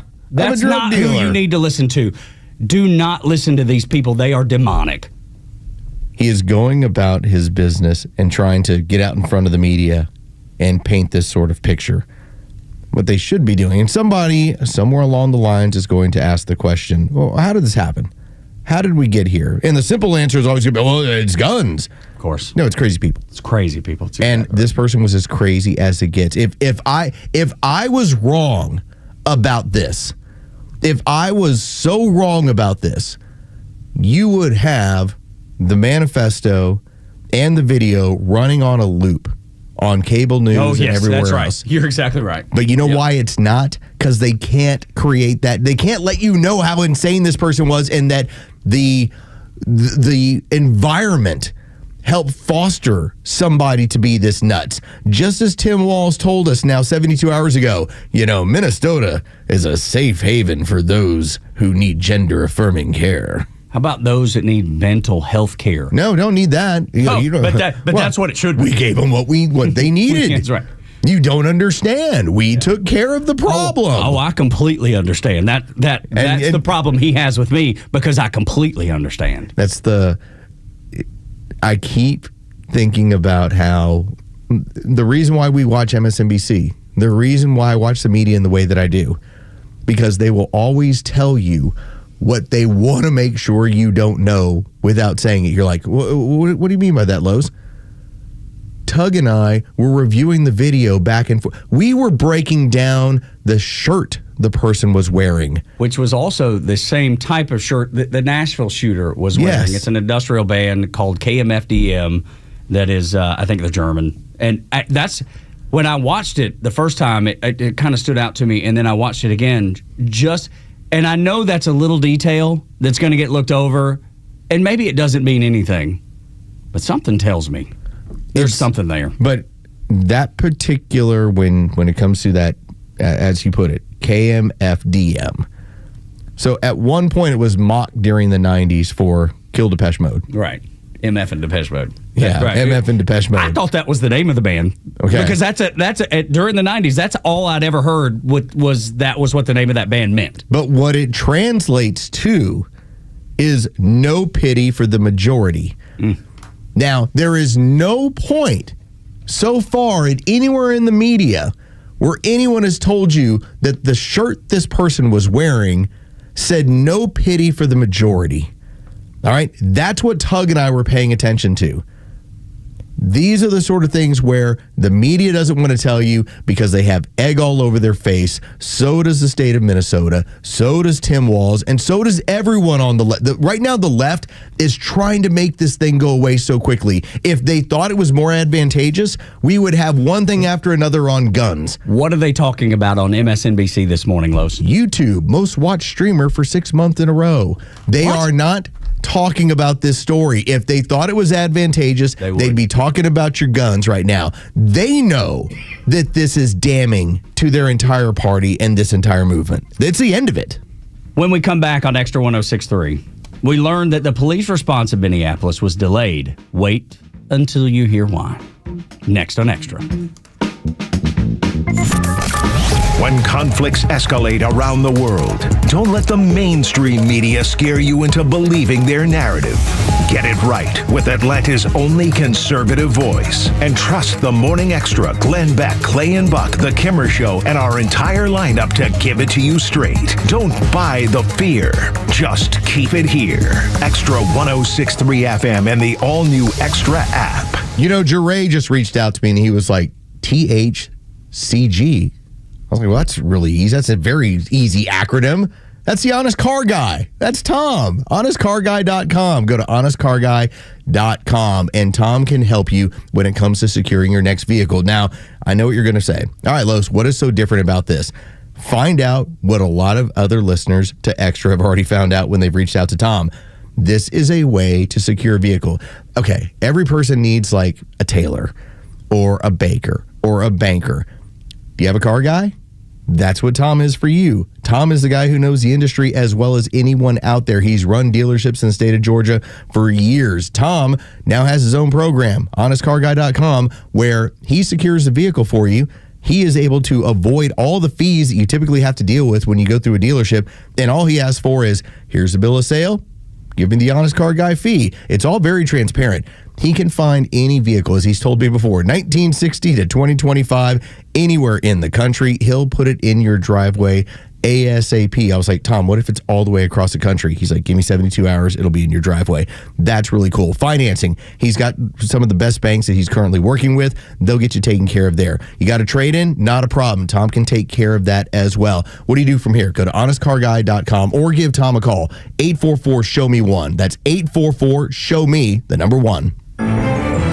Time now for the Retire Wise Report. James Parker here with financial advisor Sean Maloney, founder and CEO of Retire Wise. The big question for many of our listeners as they approach retirement is, will I be okay in retirement? Sean, how do you help someone figure out if they've saved enough to be comfortable? Great question. There's a lot of different aspects to this, but the biggest thing is looking at risk. Look, there's a lot of different risks to your money, like market risk. There's healthcare costs, inflation, and taxes. All those need to be accounted for. Many people worry if they've saved enough. Am I going to outlive my money? Strategies to help preserve your wealth can be more important than the dollar amount that you saved. Get an analysis of your situation to help you get that clarity that you need. Tell us about the offer you have for listeners. If you're worried about if you'll be okay for retirement, you probably don't have a plan. You might not even know what I mean when I'm talking about, do you have a retirement plan? Well, we have a great resource for you guys. We have what's called the Retire Happy Framework Toolkit, and you can get that by calling or texting WISE to 770-802-2200. My team helped me put this thing together just for you, and it's a complimentary guide. And the center of this is a copy of my latest book, The Priority of Retirement. It has chapters from everything from investments to Social Security, income planning, and has other guides that go along with it as well, with some checklists in regards to all those different strategies and topics as well. So if you want to get that information in your hands today, call or text WISE to 770-802-2200. That's 770-802-2200. Take advantage of this offer. Get your Retire Happy Framework today. Like Sean said, just text WISE to 770-802-2200. The team at Retire Wise will get you your Retire Happy Framework right away. So just call or text WISE to 770-802-2200. Investment advisory services made available through AE Wealth Management, LLC, a registered investment advisor. Calling all contractors. This is Devin Stovall, Stovall & Company, and we're here for you. We're a third-generation, family-owned and operated company for 75 years and just opened our 11th location in Canton on 9500 Union Hill Road. We're proud to provide your wholesale irrigation, nursery, and landscape supply needs. How do you envision your dream outdoor space for you or your customers? We're here to fulfill them all. We all take pride in special requests and shipping right to your job site. Here at Stovall, we have it all. Check us out at StovallINC.com. It either is or it isn't. When it comes down to it, that's all that really matters when choosing a certified pre-owned Mercedes-Benz. It's either certified by Mercedes-Benz factory-trained and certified technicians, or it isn't.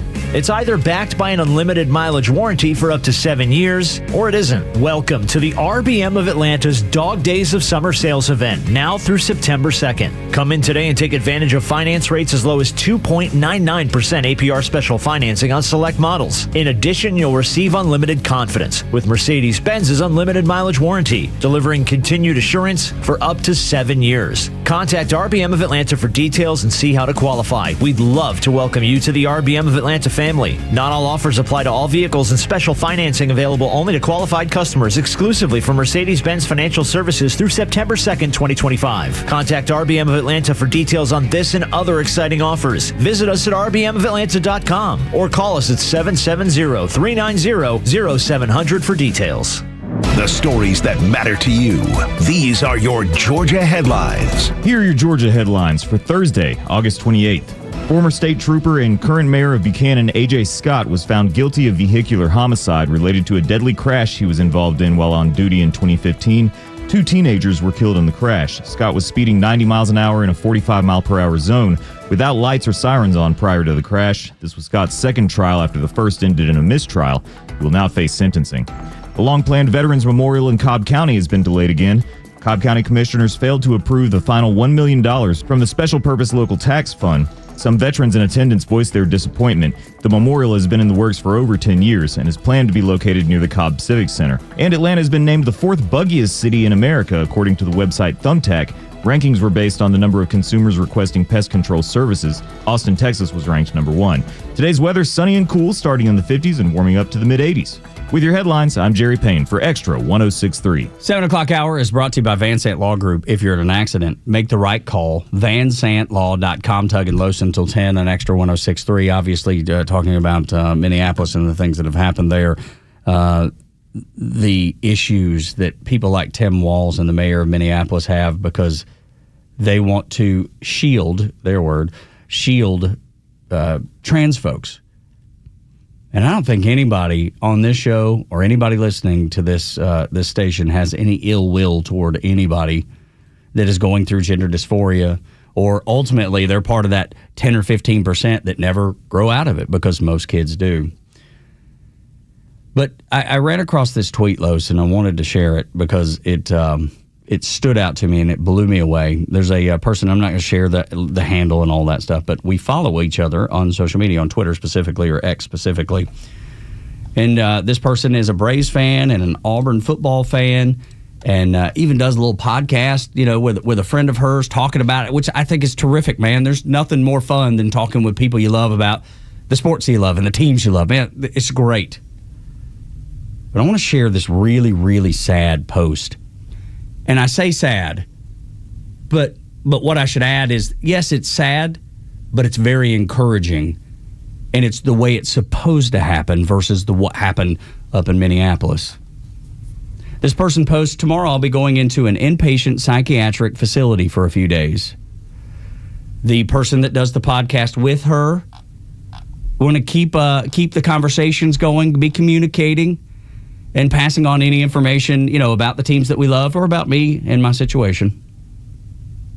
She concludes, it's a very short little paragraph. It says, I'm not well, to the point that it is scary and concerning. I'm trying to make a choice to have life-saving help instead of taking it.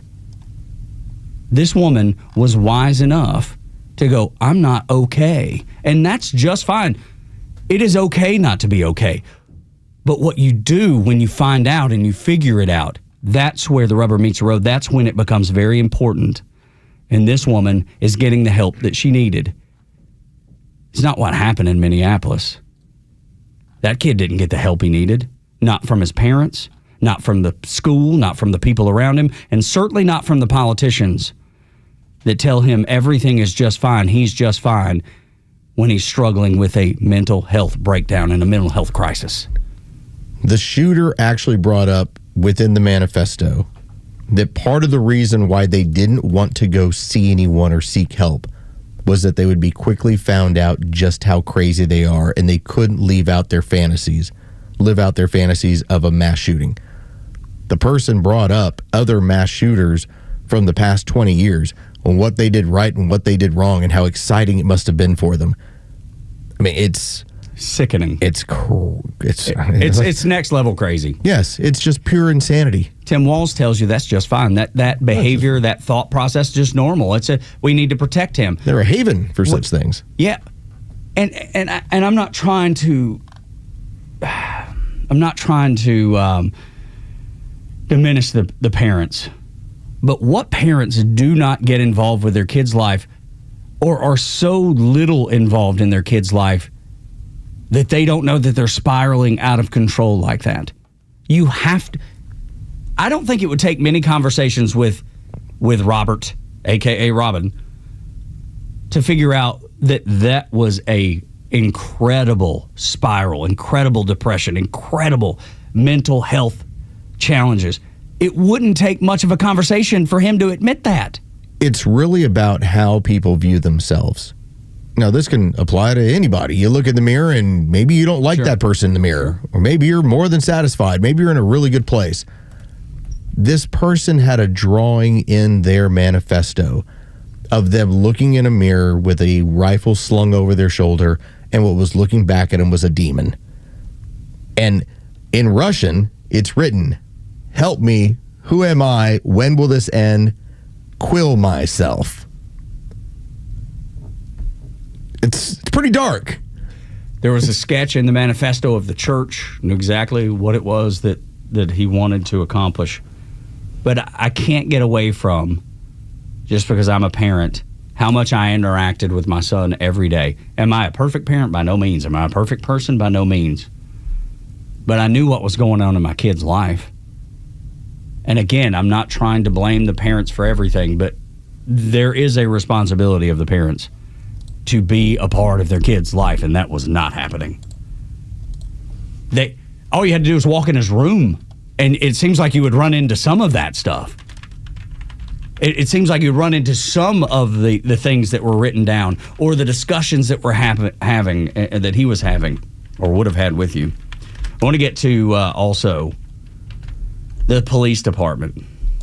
There was a bit of a delay in getting the police department out there. Yeah, that was another gross story from what they had talked about yesterday. They're already strapped from a deadly night in the city before the church shooting. These people are not capable of leading. They're not. Remember, that was the heartbeat of the Defund the Police movement. And there's nothing of benefit that I can tell that's coming from that city or state. Well, the early reports, just for everyone out there, was that they had a violent night the night before, and so the police was spread thin so that the response time, now granted, it is a lot of people that ended up being hurt, and obviously 2 being murdered. That's probably a miracle given how long this person was allowed to do what they were doing, and there are a multitude of families that are hurting, and I don't downplay that. But given the time this person had, this could have very easily been 20, 30. I mean, he was shooting, for lack of a better term, for Vegas numbers. He was talking in his manifesto about how the Vegas shooter, it was unfortunate because he was shooting at ants. He didn't get the pleasure of seeing what was going to happen. I mean, that was the goal. Sickness. Yeah. So when I think about this, Los, and I think about the defund movement, I think about how we're pretending that people aren't in a terrible mental state, and we're affirming their insanity instead of getting them help. I can't help but think that New York City's next. When they elect Mamdani, which they will, what is going to happen there? Because this is a scourge. This way of thinking is going to continue to get people hurt and unfortunately killed. It wasn't, but except for the grace of God that person, that Robert didn't do more damage. Like you're saying, it is a miracle, an unexplained miracle that so many people survived, because he just went to the window and just started blasting through the window. The best story, in my opinion, the best story of the day, I don't know if you saw the little redheaded kid, when he said we were sitting in the pews during Mass, and the bullets started showering in, and the glass was shattering.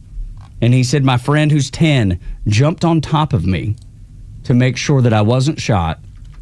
He actually was. The child that jumped on top of the other child to protect him in the pews, in the floor, was actually shot and is going to survive. That is the bravest thing that I've ever heard of out of a 10-year-old child. A fifth grader. Yeah. Much more brave than Tim Walz, much more brave than Jen Psaki, much more brave than the mayor, Mayor Fry. That child knows right from wrong and put himself in the line of fire to take care of his classmate, because that's what human beings with a heart and a soul do. Human beings that don't have that continue to affirm people that are in a mental health crisis, and that's what happens in these big blue cities every day. There's something that you brought up during the break that I think is very important, because one of the things that is part of the 11-minute video portion of his manifesto, because remember, there's a video portion where it's going through the book, and that's all been translated. It was like in Slavic or whatever. Yeah, and then there's the portion where he's just talking. And he talks about being concerned with having cancer. Now, it almost seems just like paranoia, because he pointed out, well, he vapes a lot. You had talked about where he worked. Oh, yeah. And if you want to know that there are certain people that don't seem to handle marijuana very well, that was one of the bases of Alex Berenson's book.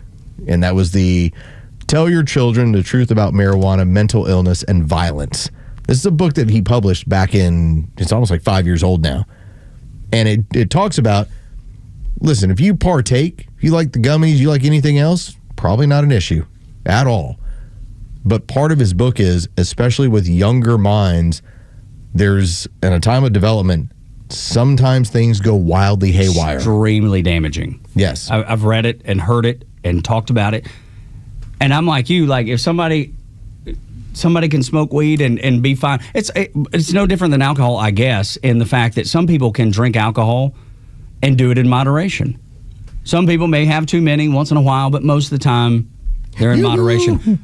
But then there's the people that just can't put it down. And one of my dear friends is a recovering alcoholic. He can't put it down and he knows it. And now he's incredibly involved in AA and helping people recognize that.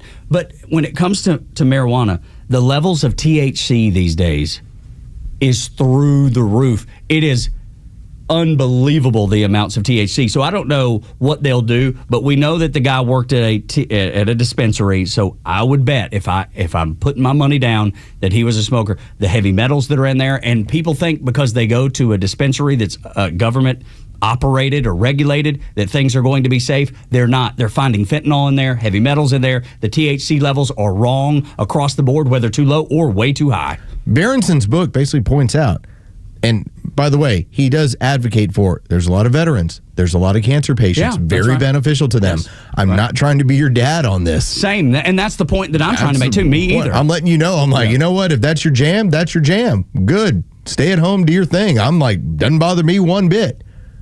But there is a link to psychotic episodes. Absolutely right. For younger users. And some people that just have that. And major depression too. Whatever it happens to be that triggers what it triggers.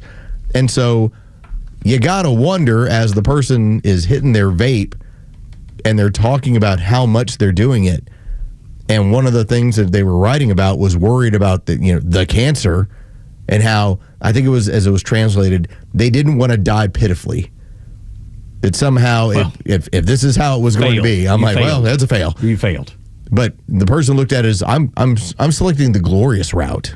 And we know there was some ingestion of some type of marijuana because the vape was in the video laying next to the gun. And you saw that, many, many times, as a matter of fact. But yeah, I don't want to die pitifully. That's exactly what you did. It's exactly what you did. When we continue on Xtra 106.3, Lisa Cook is a fraud. Here's something that'll make you smile. Yeah. This woman is a complete fraud. Next on Xtra 106.3. The latest sports news, powered by 680 The Fan, and driven to extra listeners by RBM of Atlanta in Sandy Springs, Atlanta's Mercedes-Benz connection since 1964. Good morning. Here are your sports headlines for Thursday, August 28th. The Atlanta Braves ended up taking 2 of 3 from the Miami Marlins, including a 12-1 win yesterday afternoon. Jurickson Profar homered twice in the ballgame. The Braves now move on to Philadelphia to open up a 4-game series beginning tonight with the Phillies. First pitch is set for 6:45. You can hear that game on our sister station's brand new app, 680 The Fan. Week 1 of the college football season is here tonight. You get some action as South Florida hosts 25th ranked Boise State. That's going to be a 5:30 kickoff.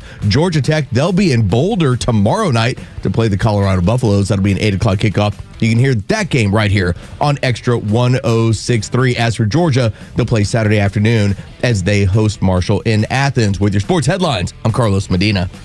Military veterans are eager to transfer their skills and experiences to civilian life, but lack trusted connections to expedite their path to success. That is, until they meet the Warrior Alliance. The Warrior Alliance goes the extra mile to reach veterans in their communities so they do not have to take this journey alone. With over 40 partners across 10 service areas, your donation goes a long way toward achieving maximum impact for a veteran and their family. Go to thewarrioralliance.org to donate today and commit to helping the Warrior Alliance change thousands of lives for the better. Gentlemen, listen up. When it's not hard, it's really hard. Did you know that 50% of men over 50 have some form of ED? It's true, and I'm one of them. ED followed me everywhere. Heck, even my initials are ED. I'm Dr. Eric Deal from Total Body Therapy of Georgia, and I know ED. It can lead to feelings of embarrassment, stress, and sadness. But there's good news. I can fix it.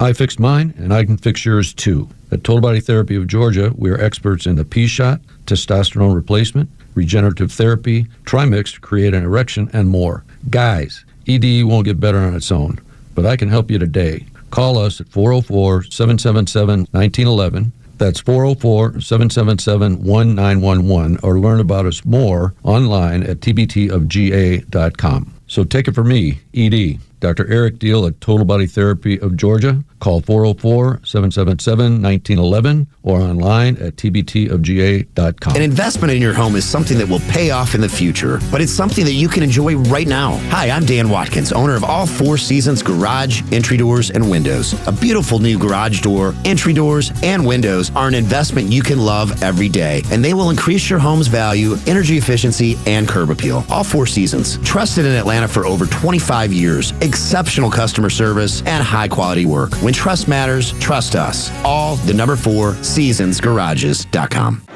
Good morning, Mike. What you eating? You gotta try this. I can hear you crunching from the next cube over. This is amazing. I just discovered it this weekend at Lidl. It's Greek Goddess Gourmet Granola. They were sampling it, so I tried it. Then I bought 6 bags. Wow. Is it cereal? Can be. Or an amazing trail mix. It's great for a meal or a snack. What's in it? Well, they have 2 flavors, maple oat and harvest nut, which is my favorite. It's made with whole grain oats, almonds, pecans, raisins, coconut, and the sweet taste of pure maple syrup. Maple oat is a simpler take on their delicious granola. It's got wholesome oats, plump raisins, coconut, and maple syrup. That sounds healthy and delicious. That's why I can't stop crunching, Susan. Greek Goddess Gourmet Granola. It's a breakfast or on-the-go snack you can feel good about. It's dairy-free and gluten-free, and with only 2 grams of added sugar per serving, even your belly will love it. Pick some up at Lidl, Amazon, GreekGoddessGourmet.com, or at specialty stores near you. The Bret Baier Minute. President Trump continuing his anti-crime campaign as he held a cabinet meeting in Washington, calling the nation's capital America's safest city and vowing to bring the same approach to other crime-ridden cities across the country, insisting crime is an issue Democrats cannot afford to ignore. Democratic strategist, radio host Leslie Marshall, you're seeing different Democrats react differently. How do you think it plays politically? I don't think in the long run, Brett, that politically it is going to be good for the president, for the Republican Party. And this is why. At first, it looks good, but it's really not sustainable. You know, you have this going on in one city, and then you have the voters, whether they're Democrats, Republicans, independents, undecided, after the headline, they start to actually read the fine print. 53 cities, majority in red states, have higher crime rate than D.C., Memphis, St. Louis, New Orleans, Little Rock, Virginia Beach. I'm Bret Baier. We'll see you next time. And here's what Democrats are afraid of. Washington, D.C., under the control of Donald Trump, may suddenly become safe. Catch Neil's commentary every day on Extra 106.3 and the Extra app. Fraud is a word you use when you know somebody isn't supposed to be doing what they're doing. Like if somebody's, playing for the Braves, and then this is a downplay of it a little bit, and they've been sold to you as the greatest thing since sliced bread, and you're like, man, that dude's a fraud. He can't hit. That dude, he can't play the field. That's a fraud. That's when it doesn't matter. That's one of those things where me and Los can talk about it, and we can goof on it. That's when fraud doesn't matter. But there are times when it affects you directly, that someone is in your federal government and doing things that would harm you financially as a fraud. And we have one. I appreciate Zero Hedge because they went with the deep dive. And as I'm starting to look into Lisa Cook, who we were having fun with it, this is a woman who is accused of partaking in mortgage fraud, that she purchased a multitude of properties and claimed each one of them to be her primary residence. Now, as we lined out yesterday, you can do this as long as you live in each primary residence for a certain amount of time, depending on the loan and the state and the law. So you can own a home in Georgia, decide to, all right, I'm going to rent this home and buy the next home, and that's going to be my primary residence. I'm going to go live there. Well, if the right amount of time has passed, then that's fine. The problem is, it looks like she did this a multitude of times and never lived in any of them. Uh-oh. So Zero Hedge started looking into Lisa Cook's background. Now, when you look into it, it is impressive in terms of this is a very fine student, Okay? This is magna cum laude. All right? She has a BA in physics and philosophy. Like, okay, well, that's what she decided to do. And All right, again, Spelman College grad, very impressive. A Truman Scholar. She's got all the accolades where you go, wow, it's pretty impressive. Then you start getting into, well, what else did you study? And she studied politics. Makes sense. And there was a small matter in economics. And you're like, oh, okay, great. So then what did you write about? What did you do? What did you build in order to become somebody who could sit as one of the governors on the Fed? And this is where Zero Hedge did the work. So she had her coursework. She had what she built her career on was in part a paper. And what she had is her most publicized paper, published in 2014, claimed that black patents declined in 1900 due to racial violence. But the decline had nothing to do with that. It was simply an artifact of her own data set. Started digging into her past and went, your information is not good. And your research is a little substandard, to say the least. I mean, if you're going to write about, I'll say, economic policy, then write about economic policy. Your most publicized paper is on black patents for businesses in the 1900s. And then it didn't even turn out to be true, or was she writing that to prove a political point? Because we see that a lot too. And that is where, but when you write about that, you know what that does? There's a DEI radar that constantly spins on the Democrat side. And they're looking for, who are the other DEI people? Who are the other activists? Now, that does bother me, because there are people that are more than qualified, and there are times we go, well, they're a DEI hire. It's easy to dismiss. It looks like Lisa Cook is a DEI hire because they wanted the first ever black woman to sit on the Fed. It really does when you start going through the background. And then you have Joe Biden getting to put the feather in his hat. Look what I did. See, this is who I support. This is what I do. Instead, setting them up for failure. And then taking a political victory lap. That's the part that drives me crazy about it all. Is that I bet there's somebody out there that could do the job well, that may never get the opportunity because of nonsense like this, because of bull crap like this. That's the thing that I think most people get frustrated with. Why are you giving somebody that doesn't deserve the position, when there's so many people out there that could do it, would do it, and instead you're just shoving the first person up there and saying, look at how good I am. We had a moment probably 2 or 3 years ago where we had somebody who joined the show. I'm not going to get into all the details, but we gave them a hypothetical. We were talking with them, and we said, if you had, in the course of, let's say, your hiring practices, you had to add another accountant to your office, and you had to pick between a Jewish accountant and accountant from India. And the person told us, well, how many do I have of each? Yeah, right. That was because I need to make sure that I've got all my quota met. Like, that's stepping right in the whole fact that, no, why don't I get the best one? Yeah. Why don't you just take the person that's who's most the best for the job? Yeah. It was actually, how many do I have of each? I recall that conversation very well. It was shocking because it's so enlightening to this mentality that rather than finding people that were pretty good at monetary policy, it was, do you check some boxes? All right, let's put you on a place where somebody who's creating, as it stands right now, who is accused of mortgage fraud was actually dictating the level and the amount of money that people had to borrow in order to obtain a mortgage. Making sure that you didn't have the luxuries that she did. That's the part that should be alarming. And back to your example of the person that we spoke to about this. Maybe both of them are completely qualified. And then you just look, hey, which one's going to be a better fit? Which one do I think will fit our culture the best? Who's the ass? Yes. Okay, don't need you. Hey, you're out, dude. Make some phone calls. Let's see how they're going to fit our culture. Exactly. Not, well, how many do I have of each? Listen, this one's a little too brown and this one's a little too Jewish. Yeah. Or this one's a little too white. Yeah. Because that happens. That happens as well. Because right now in the tech world, yes. Holy cow. If you're a white dude in tech, 40 plus, you got problems. It is. You are not getting a gig. It is really tough. We've got a neighbor dealing with this. I've seen a lot of people post about this.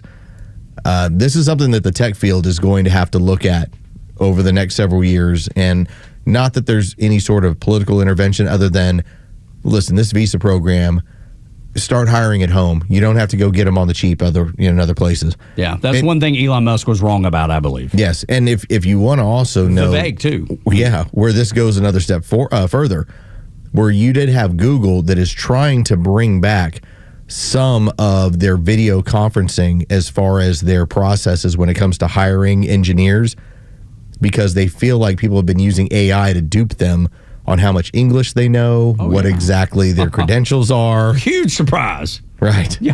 I mean, you didn't see that one coming? So now it's dictating we need to actually find some people that can already do the job. It's just a matter of, can you function in an American workplace if you can't speak English? We learned how important, because I've been told my whole life speaking English is not important. I've been told my entire life that was not important. And here you are, speaking English every day. I speak around English. English. Yeah, that's right. I speak English. Relatively good English. Starts with an A. I failed English in college because of comma splices, so that's how much I know about English. And I sound like an old dumb hillbilly. But here's the thing. I at least can wheel around enough to know, what you're trying to communicate to me or Jeray's trying to tell me. And I can usually make my points relatively well. But I learned in the last couple of weeks how important English is. I've been lied to my whole life, and maybe you have too. When a truck driver that didn't speak English couldn't read the signs and killed 3 Americans. It's really important to be able to speak English.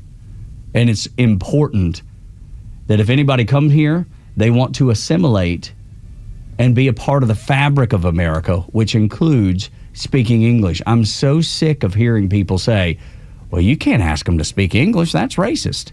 What? No, it's pretty much the job. It's just common sense that you need to speak the language of the place. If I go to France, do you think the entire nation of France is going to stop speaking French to accommodate me?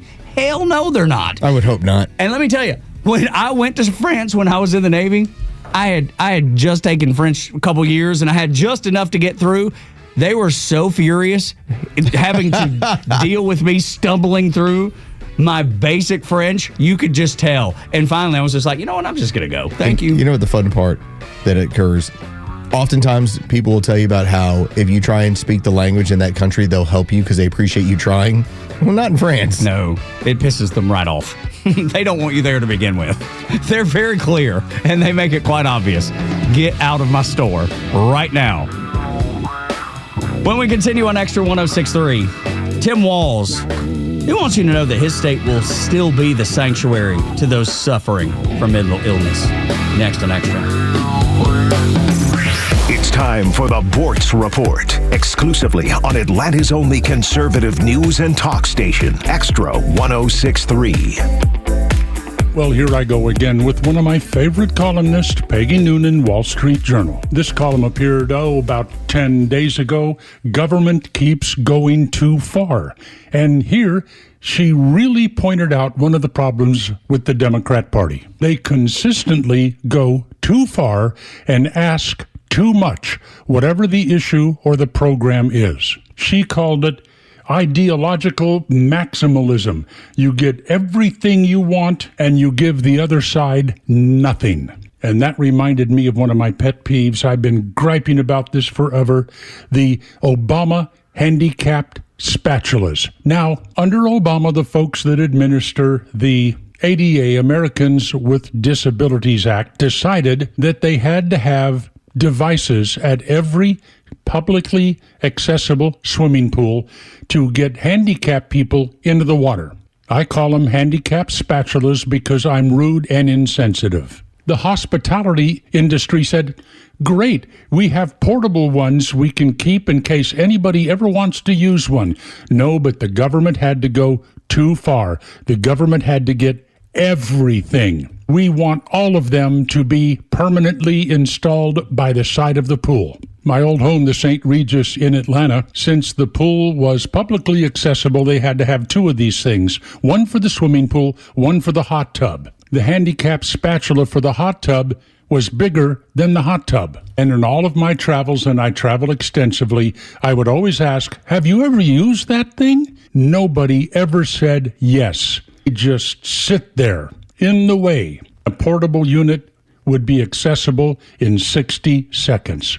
Ridiculous. The main use for these things is kids using them for helicopter simulators. I kid you not. Tomorrow, I'll give you another one, even more ridiculous than the handicapped spatula, an example of government going too far. Neil Bortz, Extra 106.3. The Dean's List with Janice Dean. Strangers from New Jersey who helped a woman find her lost wedding rings on the beach makes today's Dean's List. Laura Emanuel's heart sank when she realized that her cherished wedding rings were missing after a day at the beach. She searched and searched, asking others for help. Laura met Jeffrey Lagg, a fire lieutenant from Cape May who runs a volunteer company called Lost Ring and Jewelry Recovery Service. The first time out, he didn't have any luck. However, a family whose kids were playing in the sand found one of her rings. Jeff then went back to the beach where the other ring was found and incredibly was able to recover the second wedding band close to the water. Jeff had both rings and drove them to Laura. She says she couldn't believe her luck and how kind everyone was. Emotions and tears of happiness came, realizing the world truly is filled with amazing people who want to help. Janice Dean, Fox News. WFOM and W292 EV Marietta, a Dickey broadcasting station. The 8 a.m. hour is brought to you by Central Heating and Air. Love and candles. I'm Therese Crowley, Fox News. Minnesota opens its arms to the families of the shooting at Annunciation Catholic Church with prayers and vigils for the 2 children killed, 14 wounded, and 3 parishioners, 2 in their 80s. Investigators examining the writings and YouTube videos left behind by the 23-year-old shooter who killed himself.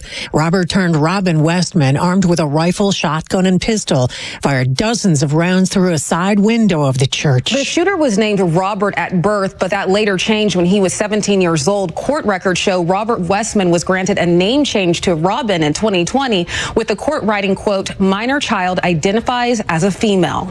Authorities say they're aware of a manifesto that the shooter had time to be released on YouTube, which has since been taken down. And DHS posted on X saying in part, quote, this deeply sick murderer scrawled the words for the children and where is your God and kill Donald Trump on a rifle magazine. This level of violence is unthinkable. Also, police say the shooter used 3 legally purchased guns for this attack. The FBI investigating as an act of domestic terror and hate crime against Catholics, with over 400 hostile acts against Catholic churches this year. President Trump continues to eye Chicago for federal crime enforcement. Chicago's mayor defends his resistance to accepting National Guard reinforcements, pointing to a 31% drop in murders. The positive trends that we are experiencing right now is because we're doing the things that work. Jeanette Ringgold has lost 2 sons, LaDeveret and Navaje, to gun violence. Talk to the people who are the numbers to find out what's really going on. The Great Lakes Naval Station just north of Chicago confirms that the Department of Homeland Security has reached out for support, potentially to house federal personnel. Fox's Mike Tobin in Chicago. America is listening to Fox News. Hey, it's Mike Rowe, and if you want to do business with a company that actually stands for something, switch to Pure Talk. I did. Sure, I appreciate being on America's most dependable 5G network with unlimited talk and text for just $20 a month. But what I really appreciate is Pure Talk's commitment to our military and to our skilled workforce. That matters to me. Save 50% off your first month when you dial pound 250 and say keyword Mike Rowe. Pure Talk, a wireless company that actually stands for something. You're great at protecting your own personal information. You probably even use things like 2-factor authentication, strong passwords, VPN. But as much as you try to be in control of how your information is protected, there's lots of places that also have it. That's why LifeLock monitors millions of data points every single second for identity threats. If your identity is stolen, a LifeLock specialist is going to help solve the identity theft issues, guaranteed, or your money back. Save up to 40% off your first year with the promo code Beck at LifeLock.com. Terms apply. Wake up with the Morning Extra on Extra 106.3 Atlanta. Discussion that you won't get anywhere else. It doesn't matter which stop you make on the dial. It doesn't matter which channel you turn to or which podcast you listen to. You will not get the discussion that you get here on the Morning Extra anywhere else. It just doesn't exist that I can tell or that I've seen. And you're always welcome to engage in that discussion that can't be had anywhere else. That's 404-741-1230 or at Extra 106.3 across the social media platforms. And if you're just joining us, as we've been talking about the shooting that occurred in Minnesota, Tug and I went deep diving into this thing yesterday afternoon as the news was breaking. And if you were on X, you saw the importance that X now serves this community, this country, and why it's the number one news source in the world. Because X had everything well ahead of time. And so while YouTube was trying to do what they were doing to scrub the profile and the videos that the shooter had put out there, they were already saved to X. They were made available. This was somebody who was writing in a mix of, they refer to it as Cyrillic. Yep. But a lot of it was in Russian. They wrote different sayings on their weapons in Arabic, also in Ukrainian. And so there was a lot to kind of figure out. And X was the quickest place where you and I are going through the videos. We're looking at the clothing. We're seeing what this person's saying. We're getting the information deciphered to us from using AI to figure out what's the transcription of what this person is saying. And so by the time the police chief of Minneapolis gets up in front of everyone and says, well, we haven't determined a motive. We have a motive. We knew exactly what was going on. And God bless Elon Musk for that, for giving us that freedom, that outlet. Because right now the media won't tell you much of anything. In fact, they're trying to bury so much of the discussion because it looks awful for the trans community. It just straight does. It looks terrible. When you see people in mental health crisis, I actually brought in a tweet last hour of a woman that we follow each other on X, and she said she was going to get help. And I don't know if it was she was pushed to do this by what happened in Minneapolis. I don't know. There's no way for me to know, but I know that she was smart enough and had enough wherewithal to say, I'm not okay, and was going to get help. There's something that's very admirable about that. Now, back in the day, we used to just say, hey, this person needs rest.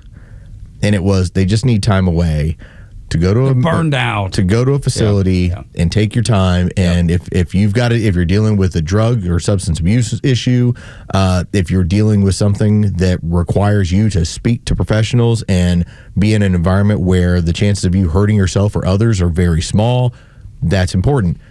What really came across, and not only the 11-minute manifesto, that video, plus the manifesto where he was writing that he posted online and forced people to have to hit pause and play the entire time to then figure that out. But people were willing to do it and did. Was that it was a person who knew they were spiraling, that they were done, that they were suicidal, but at the same time so manic that they kept bouncing back and forth throughout the entirety of the manifesto between I'm not doing this and fantasizing over killing kids. That is the mental health struggle that so many of these people that believe themselves to be trans deal with. Can I give you the numbers? Yes, please. Yeah, I've got the numbers because again, it's one thing to just say, "Well, it's just this group," and you can tell me all about serial killers over the years, and I will sit back and say, "Yeah, no, I'm with you." I don't know anybody who's watched more documentaries about. You want to have some Ed Kemper talk? I'm ready to have some Ed Kemper talk. So here are the numbers, and this is based on 2015 to 2025. Public incidents with 4 or more fatalities expressed as rates per million in the population. In the last 10 years. All right. The people in rate per million over the last 10 years who have had public incidents where 4 or more fatalities occur. The highest number is trans/non-binary. It points out biological male. Right. The next highest, trans, non-binary, biological female. They are so far ahead of the next 2, which is Asian men, Black men are way behind. For as much as everyone wants to say, look, it is rare to have a black man involved in a mass shooting. That's right. Beyond that, white men, Asian women, and I'm telling you, we got to pump these numbers up. Hispanic men, in this number, theirs is 0.094. Whereas, okay, remember, 0.094 is the smallest number on this scale. That represents Hispanic men. Biological men, trans, non-binary, is 0.769. Good heavens. Significantly more.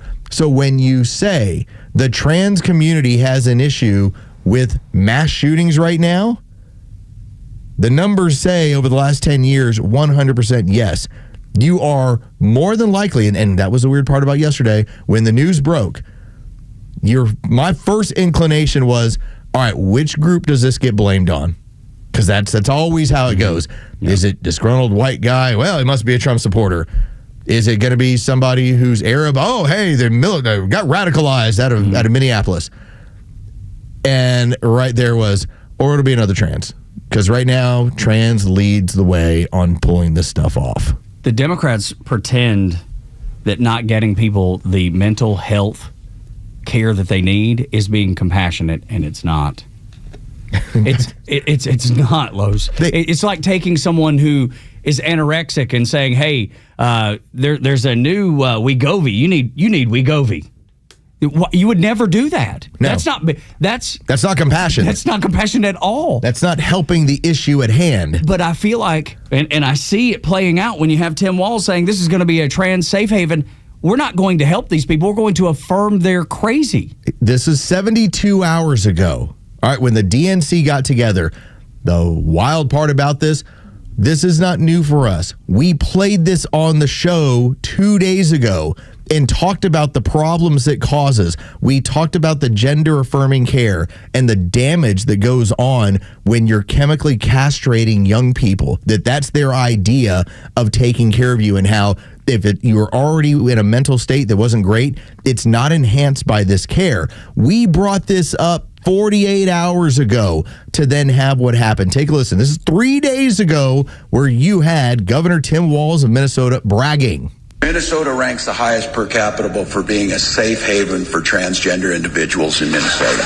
And can I just say, we can talk about economic growth and feeding children and growing the economy and creating jobs simultaneously with talking about everybody's human rights matters, and we shouldn't be demonizing that. You can do both.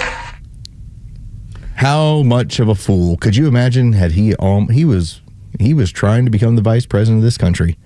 Jazz hands and kicks and all. This is a man that doesn't want to help those people. He wants to affirm them. And and we brought this up, but we talked about it a little bit last hour, but I think it's so important to bring back up. I'm not giving the mama a pass here, but I will say, even if she was concerned, and I don't know her level of concern, I just know if she didn't communicate with her son at all and allowed him to live as a female, there's something wrong there to begin with. There was clearly no communication at all between those two, because if she had gone into his room at all or been engaged in his life at all, she would have noticed the wheels coming off the bus. If you listen to the 11-minute manifesto, there was no way to miss it. And the point that I want to make is, even if she was engaged, even if she was trying to help, if she had gone and taken him to a doctor, my fear is those doctors, there's so many of them that are like, well, we need this medication, we need that medication, we need this surgery, we need that surgery. No, you don't need any of those things. What you need is a mental health evaluation, and to get this person the actual help they need. Don't cut on them. Don't make money off them providing prescriptions. Get them genuine help. Live by your Hippocratic oath. Do no harm. And I don't believe that would have happened even if the mama took him to a doctor. Can we please pretend that mixing some of these hormones, some of this chemical castration, to go with SSRIs is some sort of good idea? There's a reason that's been banned in Europe for a few years now. So this is what's happening, and I'm telling you, stay with me, because if you were to head over here, it's really going to frustrate you. So MSNBC just ran a segment on this, and it was, as the reporter was finishing up, authorities were still determining how and why this happened. It then goes to the panel, and, well, let's just say they've got the regular all-stars of feeble-minded fools there. They show the New York Post newspaper that says demonic. And it says trans shooter, and basically points it out. And Joe Scarborough is upset. It's like, well, why do you got to call him trans? Because he is. Why do you got to point this out? I mean, there's plenty of white males that shoot up places. I just gave you the numbers. Which is not the case. The overwhelming numbers in the last 10 years is you have so many people that are non-binary, transsexual. They are just mass shootings. They're winning, okay? They're the ones that are committing this more than anybody. And it's not even close. When Los gave out the numbers, it's not even close. 0.09 to 0.769. 0.09 happens to be the Hispanic men, who are the lowest on the list. Yep. And the highest are biological men who identify as non-binary or trans. 7.69. But Joe Scarborough will tell you. You can't say that. Can't say that. You can't point that out. ABC News won't tell you that it had killed Donald Trump on his gun. Does that mean it's politically motivated? I don't have any idea, but I know it's on there, and I know ABC is leaving it off for a reason. You had references to Allah on his gun, just as you had references to other known shooters.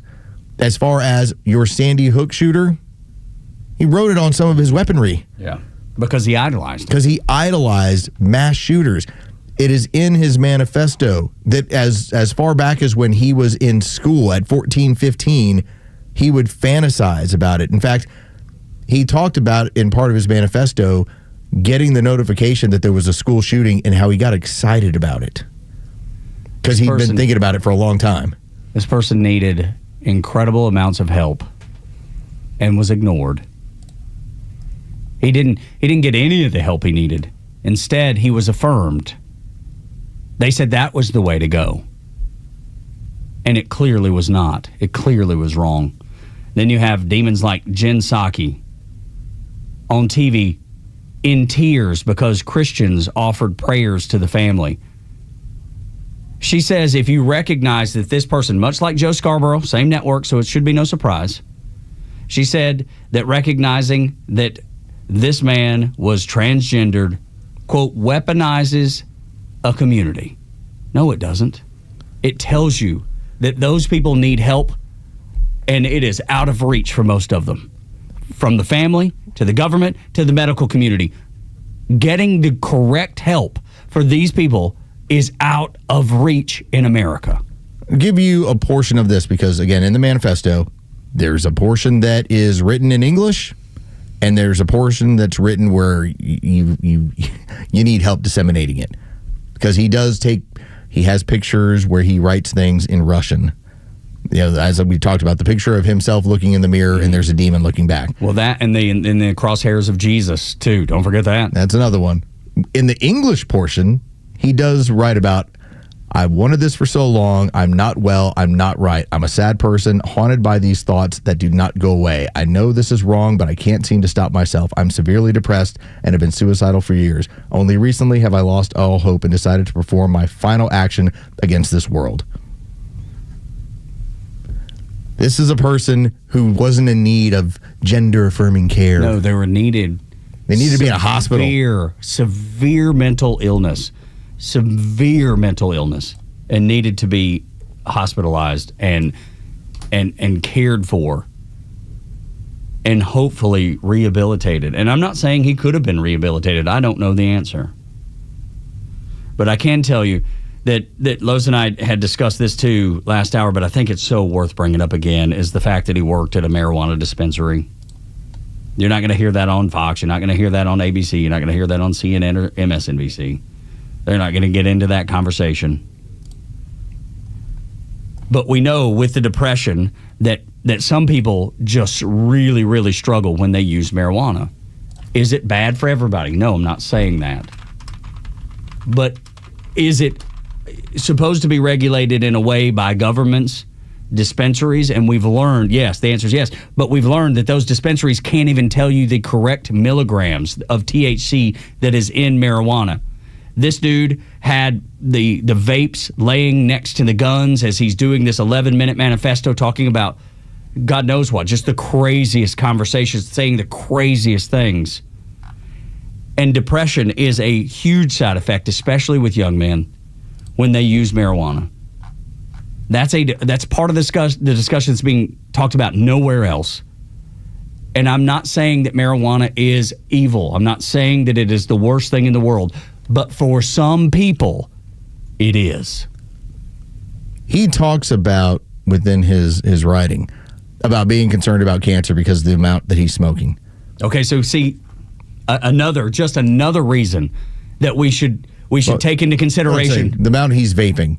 But I mean, it's still THC. And Alex Berenson does have his book. He's the noted New York Times writer that was telling you all about what was going on during COVID. And they shut him down. I believe they called him the pandemic's most wrong man or something along those lines. Except it was the exact opposite. Turns out it was all correct. Again. But his previous book was, Tell the Children, and it was about how marijuana is great for people that are going through cancer, veterans dealing with a lot of different health issues. But as he put it, it does have, and what's the link? Don't know. Maybe it's a developing mind. Maybe it's somebody who just has issues. It's developing mind. Absolutely. But you do have people that will suffer psychotic episodes from it. And if there was ever such a thing as this person's psychotic, you saw it on display. You saw it all on display. You saw the videos. And yet, you have all Jen Psaki, the media, you have the mayor, Jacob Fry, you have the governor, Tim Walz, all of them saying, no, we're going to be a safe haven. And when they say safe haven, they don't mean helping these people. They mean we're going to affirm they're crazy. That's what we're going to do. And we're going to continue doing it. And it's going to be detrimental. None of that's going to change. They need help that Tim Walz and those people that I just mentioned are not willing to give them. Again, by percentage, in the last 10 years, the people that are doing this the most are biological men who identify as non-binary or identify as women. And right behind them is women. The women. That do the exact opposite. That identify as men. I mean, we've had now in the last, year and a half, where we've had to do a show where here's the Nashville shooter, followed by this shooter, followed by the Uvalde shooter. All these people, it's always the same thing. Gender-affirming care, non-binary, think they're another sex. And at least in Uvalde, they did the very best to hide it. They're like, oh, we're not going to tell you about that. Yeah, we found out anyway. Jen Psaki said, noticing that this person is transgendered is weaponizing them. No, of course it is. I'm paying attention and looking at the obvious. The data does not back up what she says. And I have no ill will toward anyone. I want those people to get the help they need because I think that's actual compassion. Affirming people's crazy does not help them at all, and it doesn't help the greater community either. If I happen to just be sitting in the corner in my underwear and insisting on eating Captain Crunch, are you going to help me or are you going to bring me more Captain Crunch? I would like to go up to you and say, Los, this stuff's not good for you, man. Get out, maybe take a walk outside, get some vitamin D. Maybe we've got a little mental break here going. Yeah, let's talk, dude. Instead of saying, what else is going on in your life? Would you like the next one to have berries? Yeah, seriously, Captain Crunch with berries. What if we try Lucky Charms? It's just... You wouldn't give a person, I use this example, but I think it's so powerful. You wouldn't give a person that's anorexic a Wegovy. You wouldn't do it. You wouldn't prescribe them Ozempic. The ad is amazing. I mean, you'll be singing it in no time. No, you would not look at somebody and go, I see what your problem apparently is. Let's enhance it. Let's pour gas on the fire. Nobody would do that. You would think nobody would do that, but Tim Walz would. Tim Walz is pushing it. The Democrat Party would. The medical community, a lot of them, I'm not saying everyone, but a lot of the medical community would. Media definitely would. When we come back on Extra 106.3, 8 o'clock hour, brought to you by Central Heating and Air Conditioning. Your Atlanta carrier expert, 770-GET-HEAT, Replacement migration was never a conspiracy. Next on Extra. The Morning Extra from 6 to 10. Glenn Beck until noon. Clay and Buck from noon to 3. And The Kimmer Show on your ride home from 3 to 6. Plus Jesse Kelly from 6 to 9. And Jimmy Vela from 9 to midnight. The voices you need all day with the conservative voice of Atlanta. Extra 106.3 FM and the Extra app. There's so many ideas out there on how to improve those outdoor spaces that you have. The home, making it look like it is brand new even if it's older. Like our home is older, but we've done some things to the exterior of our home that makes it look much younger than it even is. A little facelift, if you will. And we did it with new windows. We did it with new doors. We've painted the outside of our house. We've had some just small places where the siding just had gotten a little ragtag. Southern Exteriors came out and they helped us, and we're so happy with it. New gutters, if that's in the future, a new roof. Maybe it's a roof repair. See that little leak, especially when we have a lot of rain. Getting that repaired is so important. But if you need a whole new roof, they can help you with that too. Anything to do with the exterior of your home, millworks, the screened-in porches and all those things, they can do it at Southern Exteriors. And right now, they'll give you 10% off any job, no matter how big, or 12 months, 0% financing. Whatever fits your budget best. CO is the website. It is southernexteriors.co, just like Lo screamed. Because we've been telling you for so long, we want to make sure you get the website right. CO, southernexteriors.co, or 8779-SOUTHERN. When you buy a Subaru from Subaru of Gwinnett, you're buying more than a vehicle. You're buying safety for your family and something that will last a long, long time. In other words, you're buying trust. For a limited time, you can celebrate amazing offers on the all-new Forester, Crosstrek, or Outback during the Subaru A Lot to Love event, now through September 2nd. And you'll love more than just your new Subaru. You'll love the dedicated staff at Subaru of Gwinnett. With some of the best service specials in the area and a team you know you can trust, you'll ride with peace of mind knowing that Subaru of Gwinnett has your back.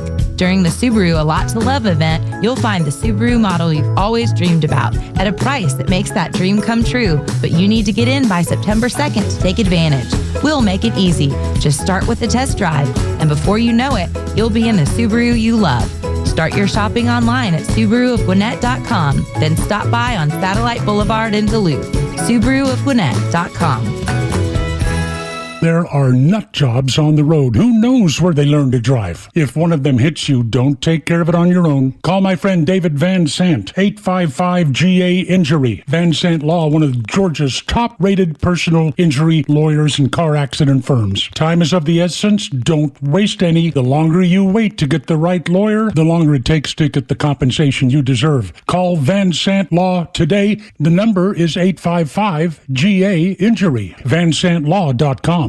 I'm Michelle Stovall, and our company has been family-owned and operated for 75 years. Check us out at StovallINC.com, or better yet, stop by our newly opened 11th store at 9500 Union Hill Road in Canton. At Stovall, we supply you with all your landscaping project needs, completely hassle-free down to delivery. Been dreaming of an outdoor kitchen, fireplace, or other custom paver project? We partner with Keystone Hardscapes for all your beautiful high-end concrete needs. We look forward to making your landscape dreams come true. Stovall has it all. Donald Trump's America. The government acquired a 10% stake in computer chip maker Intel as part of President Trump's plan to supercharge manufacturing jobs in the U.S. I said it would be great. We'd be a great partner for you, and I want to see Intel do well. You know, Intel was a great company, and it can be a great company again. President Trump says the government did not buy the 10% stake valued at $11 billion, though the agreement was reached following the president's call for Intel CEO to resign amid concerns of ties to the Chinese government. And then I was criticized by some of the fake news media.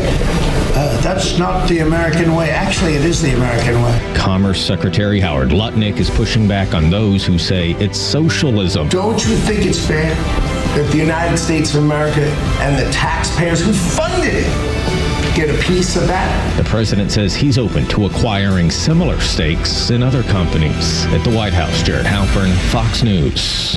The stories that matter to you. These are your Georgia headlines.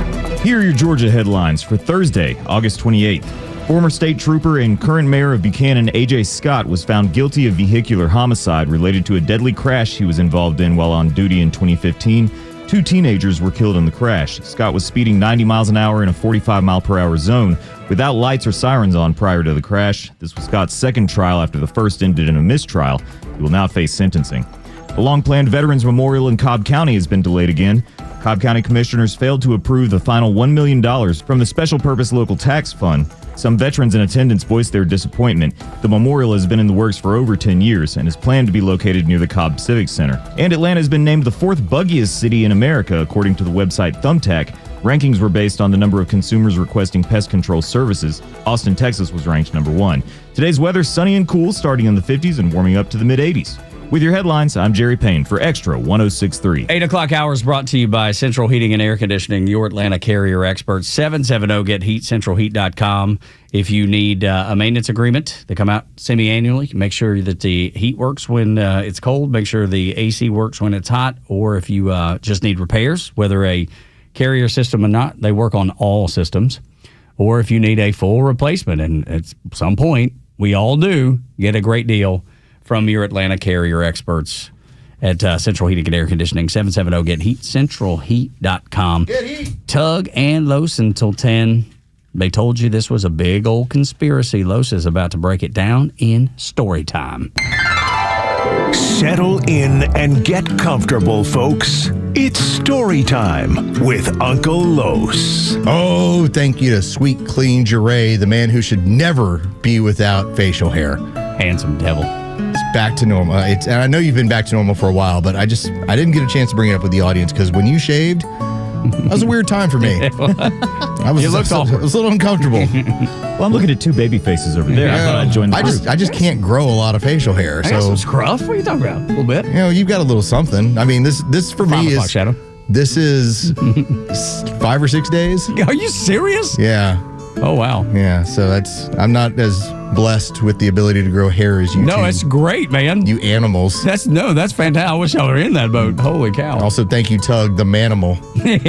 I'm not aware that you were just such a hairy beast of a man. And thank you to all of you out there. So I have a document, and it's actually listed from 2001, because we always heard about,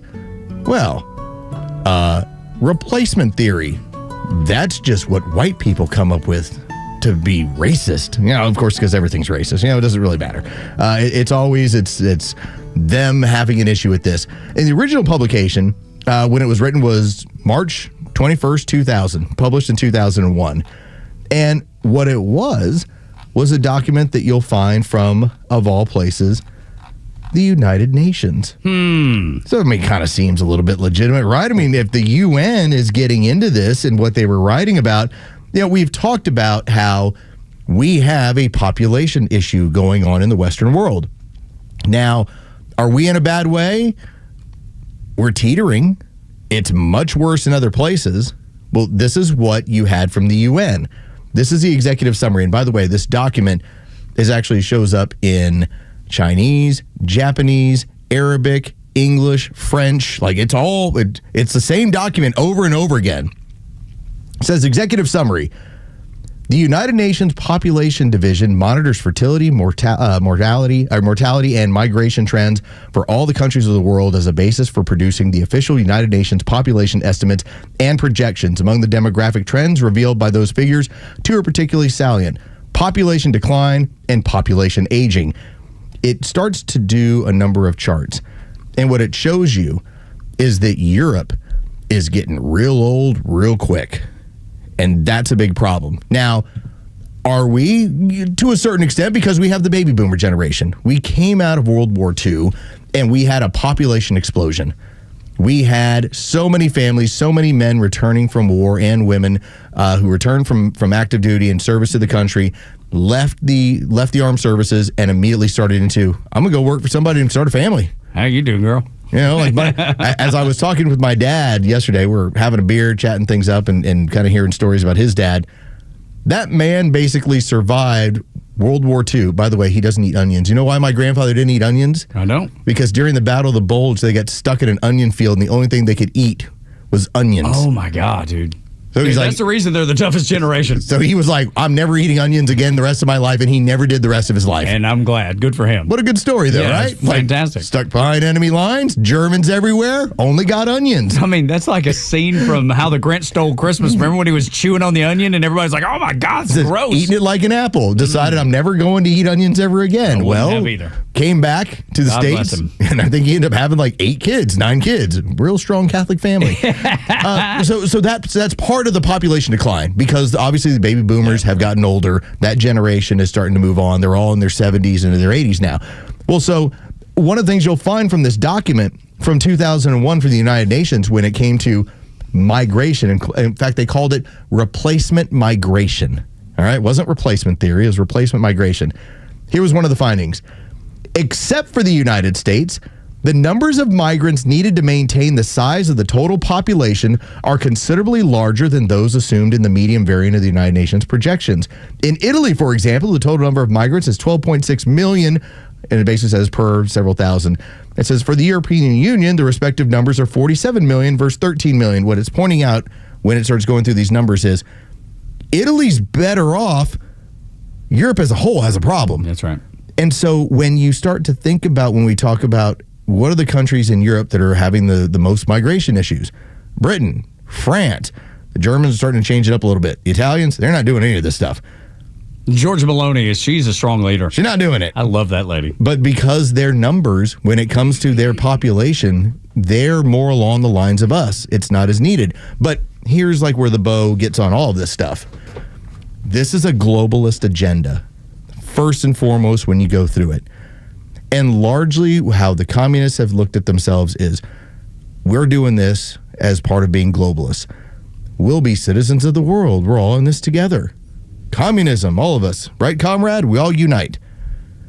The United States didn't need 20 million people, 30 million, 40, 50. They didn't need the floodgates opened. Just not simple. Again, do we have concerning birth rates? Yes.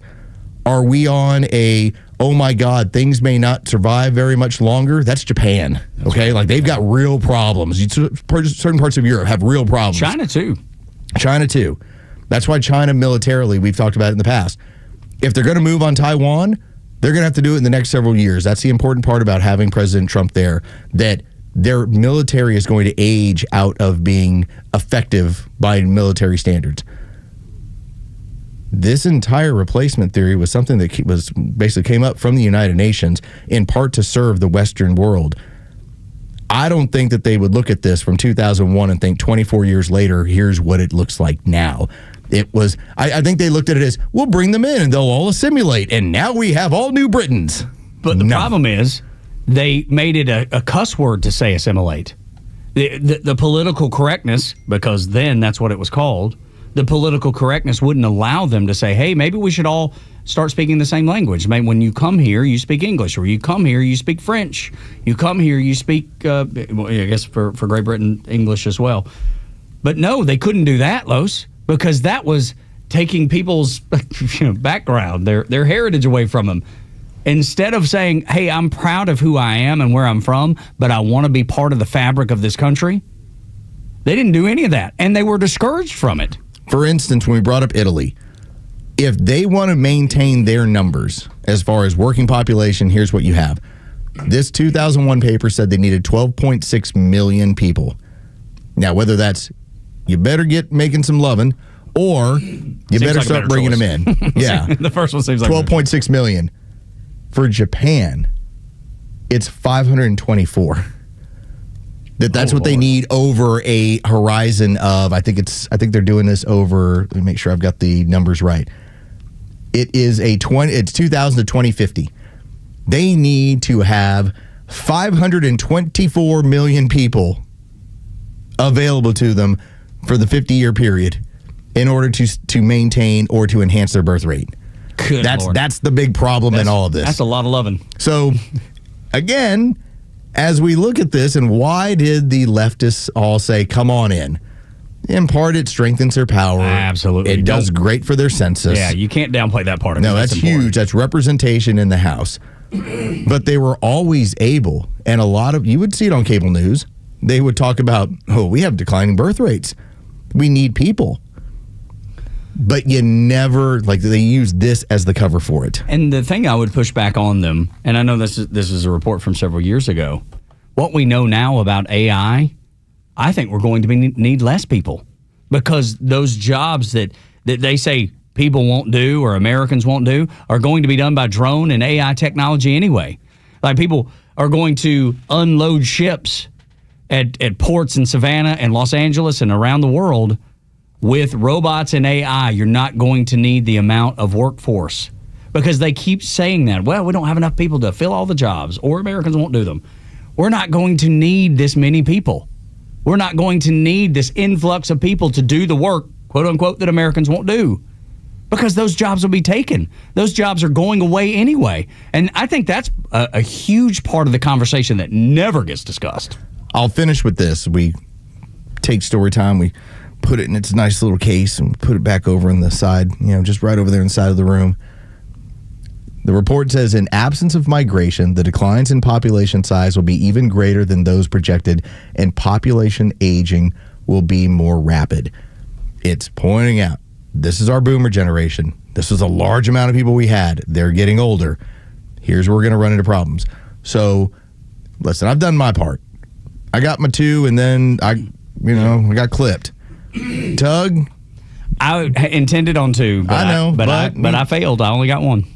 So this really all falls, as we put a bow on this, on Jure. Buddy, you got some work to do, Jure. How many kids can Jure produce in the next 10 years? What's the plan? 404-741-1230. Jeez. Are you busy this weekend? Because you're going to have to pay. I think if we want to talk about a healthy society, maybe I should have gotten to 3, but 2 was enough. My wife told me it was more than enough. I should have gotten to 2. Well, so you've got to make up for my extra 1 and 2 of Tug's and 3 4 of your own. Oh, yeah, there we go. No, so you need 6. 6. There you go. All right. So we'll get started.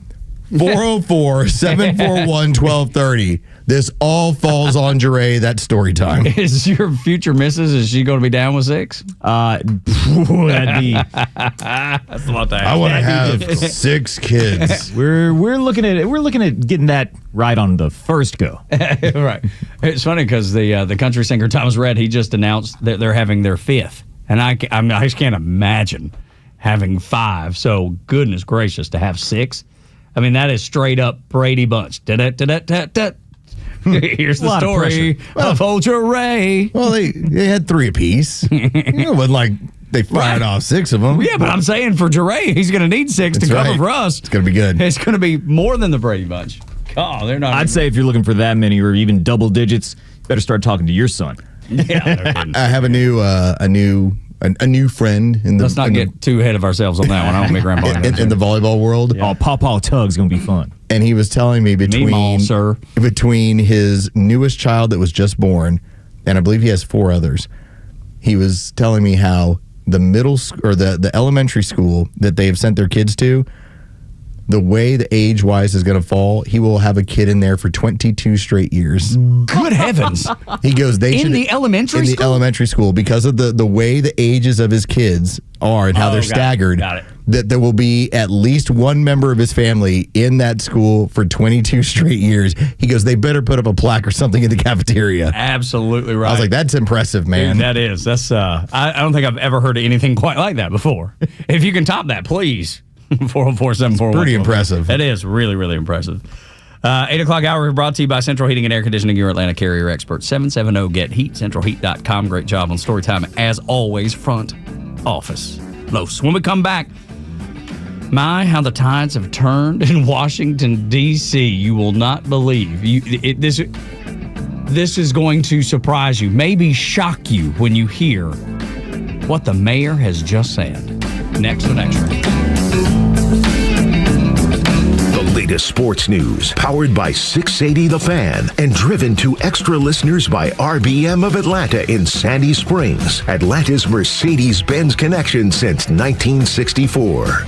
Good morning. Here are your sports headlines for Thursday, August 28th. The Atlanta Braves ended up taking 2 of 3 from the Miami Marlins, including a 12-1 win yesterday afternoon. Jurickson Profar homered twice in the ballgame. The Braves now move on to Philadelphia to open up a 4-game series beginning tonight with the Phillies. First pitch is set for 6:45. You can hear that game on our sister station's brand new app, 680 The Fan. Week 1 of the college football season is here tonight. You get some action as South Florida hosts 25th ranked Boise State. That's going to be a 5:30 kickoff. Georgia Tech, they'll be in Boulder tomorrow night to play the Colorado Buffaloes. That'll be an 8 o'clock kickoff. You can hear that game right here on Extra 106.3. As for Georgia, they'll play Saturday afternoon as they host Marshall in Athens. With your sports headlines, I'm Carlos Medina.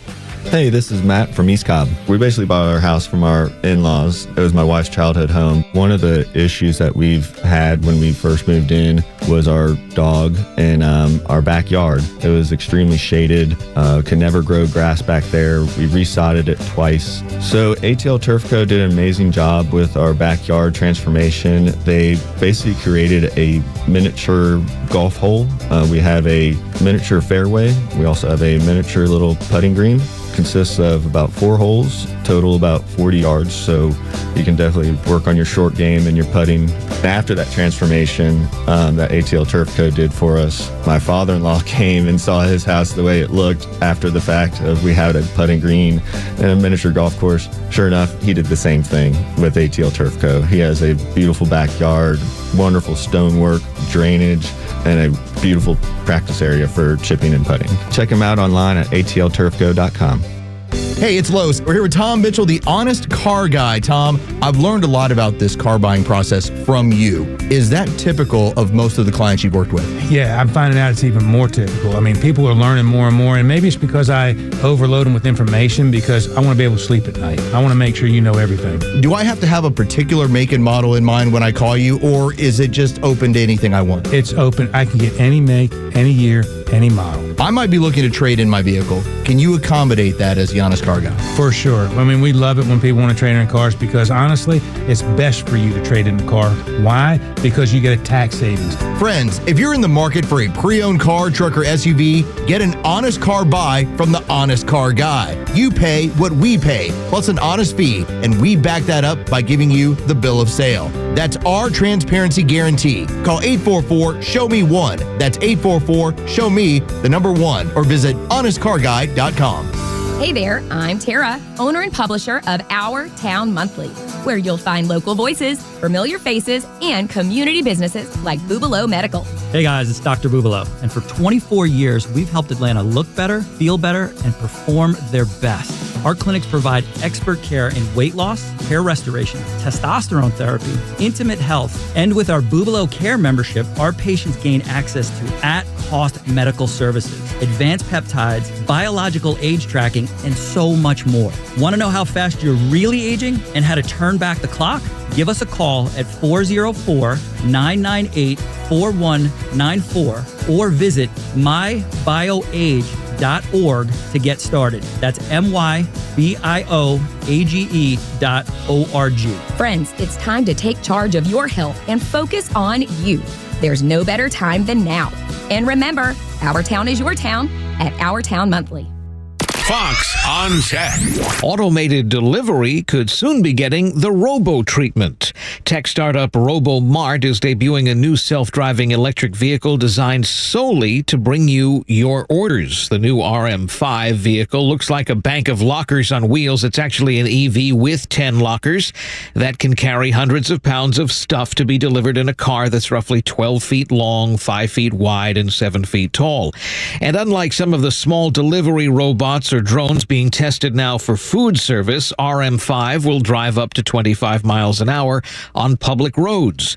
The company hopes to partner with retailers using its own commerce app. You, the customer, will use the app to unlock the locker containing your purchase when it rolls up to your preferred delivery point, all for a one-size-fits-all delivery fee of $3. RoboMart's first test market is expected to be Austin, Texas. With Fox on Tech, I'm Evan Brown, Fox News. Extra 106.3 personalities aren't afraid to tell it like it is. Without Donald Trump, nothing that's going on would be happening right now. Donald Trump is changing the world. And you'll never hear us spew that violent rhetoric from the left. So don't be afraid to tell it like it is. Because we're happy to have you as part of the Extra community. I particularly like Donald Trump's actions in getting illegal aliens the hell out of this country. Extra 106.3 and the Extra app. Tug and Los until 10 on the Morning Extra. We've talked about it 1,000 times. Why in the world would cities like Washington, D.C. not want a safe place for their constituents to live, or their citizens to live? And you saw just the pushback in the mainstream media about Donald Trump is a Nazi fascist, or a fascist Nazi. Any order you want to put them in, really. But he's using the military against everyday Americans. Oh, no. That sounds terrible. Wait a minute. Was he using the military against everyday Americans or against American criminals? Well, truly American criminals, but that was certainly not the presentation. Oh, no. Muriel Bowser, she went back and forth. And in the very beginning, she was kind of like, yeah, we could use the help. And then she went, oh, these people are terrible. This is Nazi fascism. This is racism. This is awful. This is terrible. And then the cleanup happened. The crime rate fell by 80-some-odd%. Carjackings down like almost 90%. There hasn't been a murder in days and days and weeks. And all of a sudden, Muriel Bowser goes, wow, maybe there's something to this. We greatly appreciate the surge of officers that enhance what MPD has been able to do in this city. The most significant thing that we are highlighting today is the area of crime that was most troubling for us in 2023. Now, we have driven it down over the last years, but for carjackings, the difference between this period, this 20-day period of this federal surge and last year represents a 87% reduction in carjackings in Washington, D.C. We know that when carjackings go down, when the use of gun goes down, when homicide or robbery go down, neighborhoods feel safer and are safer. You think? Oh, boy, I tell you what, the wisdom being spouted by Muriel Bowser is impressive. You're telling me when carjackings and murders go down, people feel safer. I'll be damned. I was just waiting for and thank you, Mr. President. Yeah, right. Absolutely. Should be. Should have said that. It was more, you know what it sounded like? Kind of sounded like I'm taking a victory lap in this. Yeah, that's, yes, a very kind of got that impression of, yeah, we're really fortunate. Glad this has worked out. And I thought of it. Yeah, right. Look how good I'm doing. Like, it's very, let's just say this. Self-serving a little bit. There used to be somebody who used to work here, used to take a lot of credit for a lot of things where you went, that wasn't your idea. Wait a minute. I've heard that before. And then you can't articulate it. Did you hear about the sale I made? No, that was this other person did it. No. That's me. I closed that. Whole time. Did you hear about the show I came up with? No, David bought that show. No, he didn't. No. I did it. All me. That's what it sounded like to me. Yeah. But the crazy part is she had flip-flopped around, and you hear people like Brandon Johnson in Chicago and the folks in New York and California, out in L.A., and all these crime-ridden cities. Maybe Minneapolis probably needs to be on this list too. They tell me that putting federal troops there, as far as the National Guard, is a horrible idea. This is the worst. This is Donald Trump at his worst, weaponizing the military against Americans. But if you actually ask Americans, and we've played the audio on this show so many times, they're so happy to feel safe walking down the street. You're trying to tell me that people want to live in a city that they don't fear walking out of their front door. That's what you're trying to tell me. Yep, that's exactly right. The left tries to make it sound like it's intrusive, like it's an occupational force. Which is so dumb. So dumb. Whereas the people that are on the streets, dem streets, they're the ones pointing out, this is the best it's been. We played the audio of a guy who flat out said it. He'd been shot 4 times. Since moving to D.C., and he was in his, mid-50s, maybe mid-60s, somewhere there? There was another gentleman who talked about how it's the first time that he's walked out of his door in years wearing jewelry. Yeah, because he was afraid somebody would steal it from him. Somebody would steal it from him. You couldn't even have it. There was somebody else who just said, what was it, his glam walk? He just wanted to get out and get some sun. Yeah. He's like, I didn't feel comfortable doing this the last several years. As much as D.C.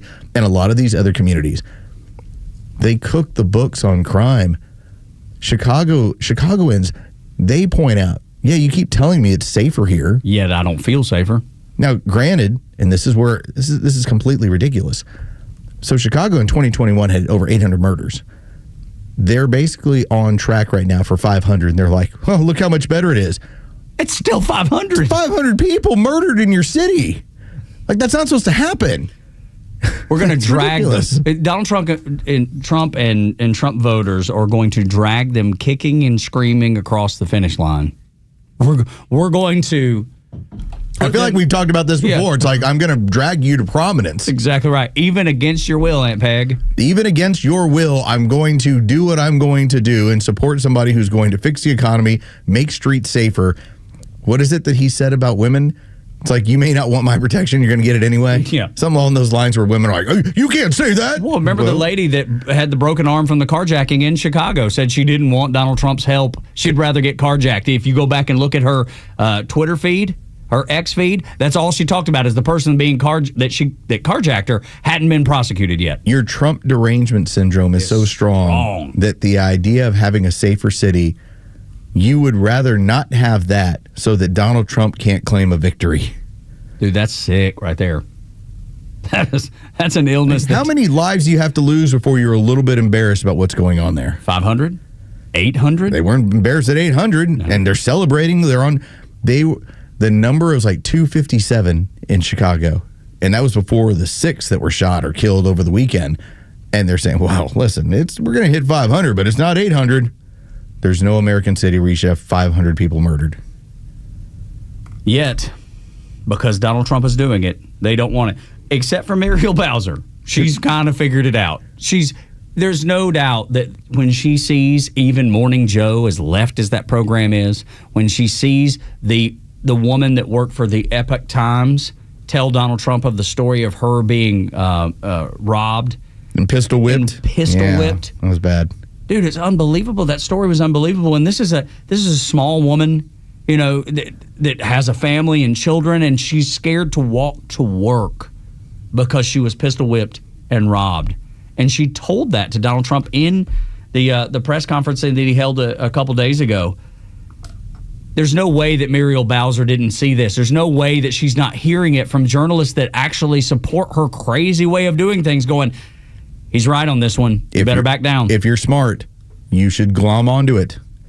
So I feel like that sounds relatively familiar too. I keep trying to tell this to Democrats. Take successful measures and either claim them as your own, or, hey, I was considering voting for that, or I did vote for that. You should be taking even something so small as tax on tips. And you claim, I was in favor of that. Which Kamala did, to her credit. Well, that's a deal. She tried to steal it. The deal is you didn't vote for it, but I'm going to tell everybody I was in favor. Mm-hmm. Did you vote for? Well, listen. There were so many other things attached to it, I couldn't. I could have. I was in favor of it. You should be glomming on to things that work. You should be pointing them out. Now, I know it's against your religion to say anything that Donald Trump is doing is working, but if you want to try and build back to the middle, if you want to be relevant in America, you have to recognize when he's doing the right things and cleaning up the nation's capital in the way that he has and has ended the string of murders that was going on. That's a good thing. There's more people alive today than there were before they got there. When I grew up in church, they used to call it backsliding. And I think Muriel Bowser's doing some backsliding with her admission that Donald Trump's doing the right thing. Alex Stein looks prophetic in light of what happened in Minneapolis. Next on Xtra. WFOM and W292 EV Marietta, a Dickey broadcasting station. The 9 a.m. hour is presented by Southern Exteriors. Quality and precision you can rely on. Well, here I go again with one of my favorite columnists, Peggy Noonan, Wall Street Journal. This column appeared, about 10 days ago. Government keeps going too far. And here, she really pointed out one of the problems with the Democrat Party. They consistently go too far and ask too much, whatever the issue or the program is. She called it ideological maximalism. You get everything you want and you give the other side nothing. And that reminded me of one of my pet peeves. I've been griping about this forever. The Obama handicapped spatulas. Now, under Obama, the folks that administer the ADA, Americans with Disabilities Act, decided that they had to have devices at every publicly accessible swimming pool to get handicapped people into the water. I call them handicapped spatulas because I'm rude and insensitive. The hospitality industry said, great, we have portable ones we can keep in case anybody ever wants to use one.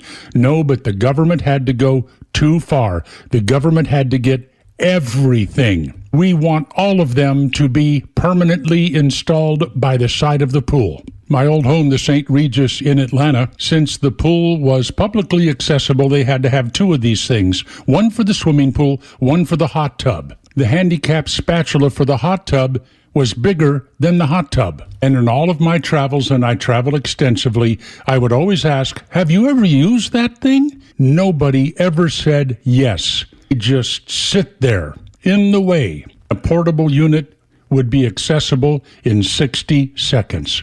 Ridiculous. The main use for these things is kids using them for helicopter simulators. I kid you not. Tomorrow, I'll give you another one, even more ridiculous than the handicapped spatula, an example of government going too far. Neil Bortz, Extra 106.3. This is House Call for Health. Parents often hear their kids say they don't want to go to school, but if that reluctance to go is happening frequently, it could point to hidden struggles. A recent survey by the Kids Mental Health Foundation finds not feeling well and exhaustion are among the top reasons students give for not wanting to attend school. Nearly half indicating they avoid school because they didn't feel well enough, 1 in 5 citing that they were too tired to go. Things like changing grades or schools, making friends, and challenging classes can lead to anxious feelings. Pediatric psychologist Dr. Ariana Howitt says if your child is exhibiting school avoidance, take it seriously and first rule out all medical concerns because they could experience physical symptoms from anxiety like belly aches, headaches, and nausea. Dr. Howitt says it's also important to establish and keep a routine which can help keep kids going to school even when it's difficult. For more health news, go to foxnewshealth.com. House Call for Health. I'm Lisa Brady, Fox News. Streaming across Georgia on the Extra 106.3 app. This is WFOM and W292EV Marietta, a Dickey Broadcasting Station. Extra 106.3. Minneapolis in morning. Gianna Gelosi, Fox News. The FBI launching a hate crime investigation following the deadly shooting at a back-to-school mass in Minneapolis. The community coming together there for a vigil morning after a gunman opened fire through the stained glass windows of a Catholic church, killing 2 children who were praying and injuring 17 others. Hundreds of people came together relying on their faith and each other. Pope Leo sent a message. After the shooting, Minnesota Governor Tim Walz and Congresswoman Ilhan Omar thanked the White House for immediately asking what the community needs.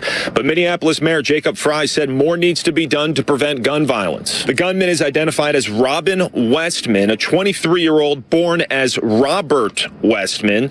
He and his parents filed to change his name to Robin in 2019 because he identified as female. Westman's exact motive still hasn't been explained by authorities. And that's Fox's Nate Foy in Minneapolis. Homeland Security Secretary Kristi Noem claims the shooter had a rifle magazine with the words "For the Children" on it. Elsewhere in Minneapolis, Democrats were at their summer meeting trying to get a strategy together after their 2024 election losses. Democrats pitching progressive ideas like packing the Supreme Court. One delegate even argues that things were better during COVID. Democrats claim they've overperformed expectations in more than 40 special elections around the country since President Trump took office. Still, one veteran Democrat believes the party remains clueless on crime as President Trump commandeers control of the D.C. police. The DNC concluded its meeting in Minneapolis shortly after a deadly shooting at a nearby Catholic elementary school. Democratic California Governor Gavin Newsom said the country can't even get through the first week of school without a shooting. Newsom said, quote, "The GOP will do absolutely nothing on gun violence," adding it was, quote, "sick." And that's Fox's Chad Pergram. America's listening to Fox News. Hey, it's Mike Rowe, and if you want to do business with a company that actually stands for something, switch to Pure Talk. I did. Sure, I appreciate being on America's most dependable 5G network with unlimited talk and text for just $20 a month. But what I really appreciate is Pure Talk's commitment to our military and to our skilled workforce. That matters to me. Save 50% off your first month when you dial pound 250 and say keyword Mike Rowe. Pure Talk, a wireless company that actually stands for something. You're great at protecting your own personal information. You probably even use things like two-factor authentication, strong passwords, VPN. But as much as you try to be in control of how your information is protected, there's lots of places that also have it. That's why LifeLock monitors millions of data points every single second for identity threats. If your identity is stolen, a LifeLock specialist is going to help solve the identity theft issues, guaranteed, or your money back. Save up to 40% off your first year with the promo code Beck at LifeLock.com. Terms apply. Can't afford to fill your grocery bags or gas tank? Fill your day with the best conservative talk for free by downloading the Xtra 1063 app wherever you download your apps. Goodness gracious, get it done right now. I don't know why you haven't already done it. Download that app on whatever platform you use, and you will be able to stream us wherever you are. On vacation, you can stream us at home. On the smart speakers, just enable the Xtra 1063 skills. And the cool thing is now, if you have that display in your car, and mine's barely there. I got a 2018, so it's not the biggest display. It's not all those things.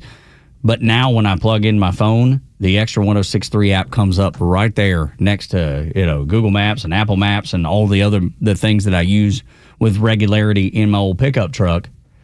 And sure enough, all I have to do is touch the Xtra 1063 app, and bam, there it is, no matter where I am across town. It's like magic. It is very much like magic. That's in right. fact, if you want to explain it to anybody, and they say, well, how does that work? You just say, magic. And then watch them not know how to respond. What do you say to that? It's magic. Well, what do you mean it's magic? There's no such thing as magic. It's almost been 20 years or so. The way I got my wife to leave the TiVo alone, the DVR, was to call it magic. She was frightened by it. And at that point, she was like, ooh, like, some sort of, ancient tribesman. Like, what must be a demon. It's got to be, must be. And then she figured it out, and at that point, it went south since. Yeah, it's like it's just loaded up with everything on Project Runway at the time. I was doing my little country show last night and came upstairs from the basement, and my wife is watching this absurd TV show. It's called the Summer I Turned Pretty or something like that. And I know that thing is blowing up. Yeah, it is. It's a Amazon Prime show, I believe. Holy cow! It is the worst thing that I've ever seen in my whole life, and I've seen some bad stuff. This tops it all. I think that my 14-year-old daughter read it. Like it was a youth book that then got turned into what it turned into. And now all the moms are on it. Every one of my wife's girlfriends are all on it. They all watch it. They all talk about it. They're texting back and forth about it. Good Lord. It's like you and I may be on, a topic for the show or college football or something. Well, I've tried to get you into Ed Kemper. Yes. But you haven't done that yet. Well, yes. We'll come around. You've got time. I'll get there, I promise. You'll come around. Yeah. Ed Kemper. He turned himself in. I know. You've told me the story of good old Ed.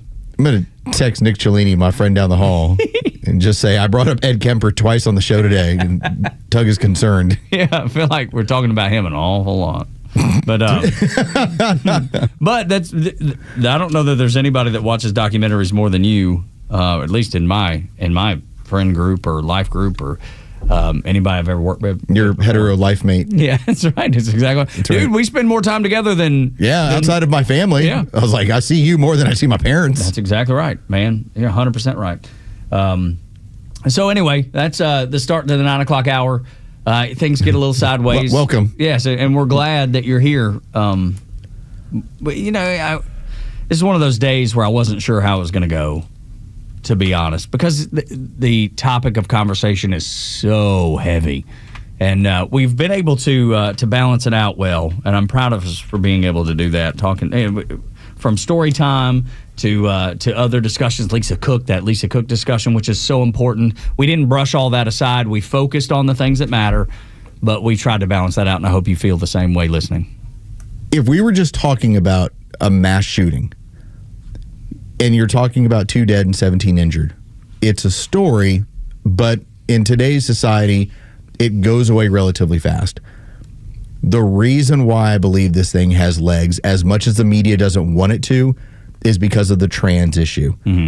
And so I had Jure, who turned me on to this, and because I've now seen the whole, breakdown and trying to decipher all the stuff that this trans shooter was putting out there. And as he was saying, Andy Nogue also has an article about this. And so, but I went to the source to go through it. And you want to talk about the level of crazy. This is something I read through yesterday, but now kind of looking back on it, I'm like, that's really strange. So one of the things that the person wrote about was this. I'm sick of my hair. I want to chop it off. I only keep it because it pretty much is the last sherd of being trans. Now, it even points out like, okay, this isn't said correctly, but that's what it's in there. It says, I'm tired of being trans. I wish I never brainwashed myself. I can't cut my hair off as of now because it would be an embarrassing defeat, and it might be a concerning change of character that could get me reported. At this point, the manifesto keeps bouncing back and forth between, I know I'm crazy, I know I've changed, I know I have these problems, but I also need to conceal them because I want to shoot a bunch of people. And that's the wild part about this. That's part of the reason why the media doesn't want to dive into this and tell you that this was a extremely disturbed person. It's easier to have the gun discussion rather than talking about the mental illness. Well, that fits the narrative too, right? Because the Democrats are keen on just demolishing the Second Amendment, which is the only reason that you have the First Amendment. To begin with, ask the people in Germany how they feel about that whole First Amendment thing, because it's not going really, really well over there for them. People getting locked up for memes and prayers. And you can say the same thing about Great Britain. Some of the same issues that are popping up. But the Democrats cloak themselves in compassion when they talk about this. They're saying, if you bring up the fact that this person is trans, you're weaponizing against the trans community. And I have no ill will toward the trans community. I hope they get the help that they need. I think affirming people in something that is a mental illness and has been categorized by the medical community for the majority of the time that we've existed and kept records as a mental illness, now they do not categorize it that way. That's not compassionate. That's leaving people to not know what they are. Just like he was saying, he was so concerned about not knowing what he was. So then it goes to a deeper level. And what I would ask is this. If you don't want to lay this at the feet of the trans community, and granted, the trans community doesn't want this laid at their feet either, then you got to go a little bit deeper and say this. This dude was a demon, man. Oh, easily. This dude had a demon inside him. Absolutely. Now, that forces the left to have to believe in the spiritual, the divine. And Jen Psaki has already told you that... not interested in your prayers. This is freaking not enough. Prayers are just not freaking enough. Jacob Fry, the mayor, not freaking enough. They tell you that they don't want you praying. And if you read your Bible, it tells you to pray every day. I'll give you another line. And this is one that I read. I talked about how he was inspired by other killers, including the Las Vegas shooter.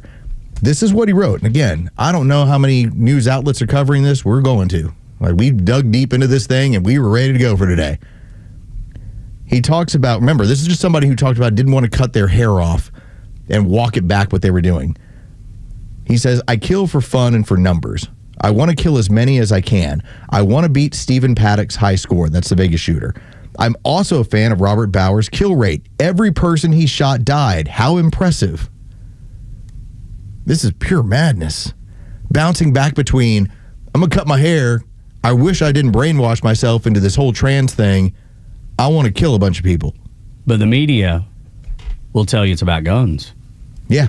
That's what they're going to present throughout the day. The mainstream media will present that. Yes, they did yesterday, and they will continue today, and it'll continue all the way through the weekend and into next week, and maybe until the next crazy person that does not have the mental help that they need does something insane again.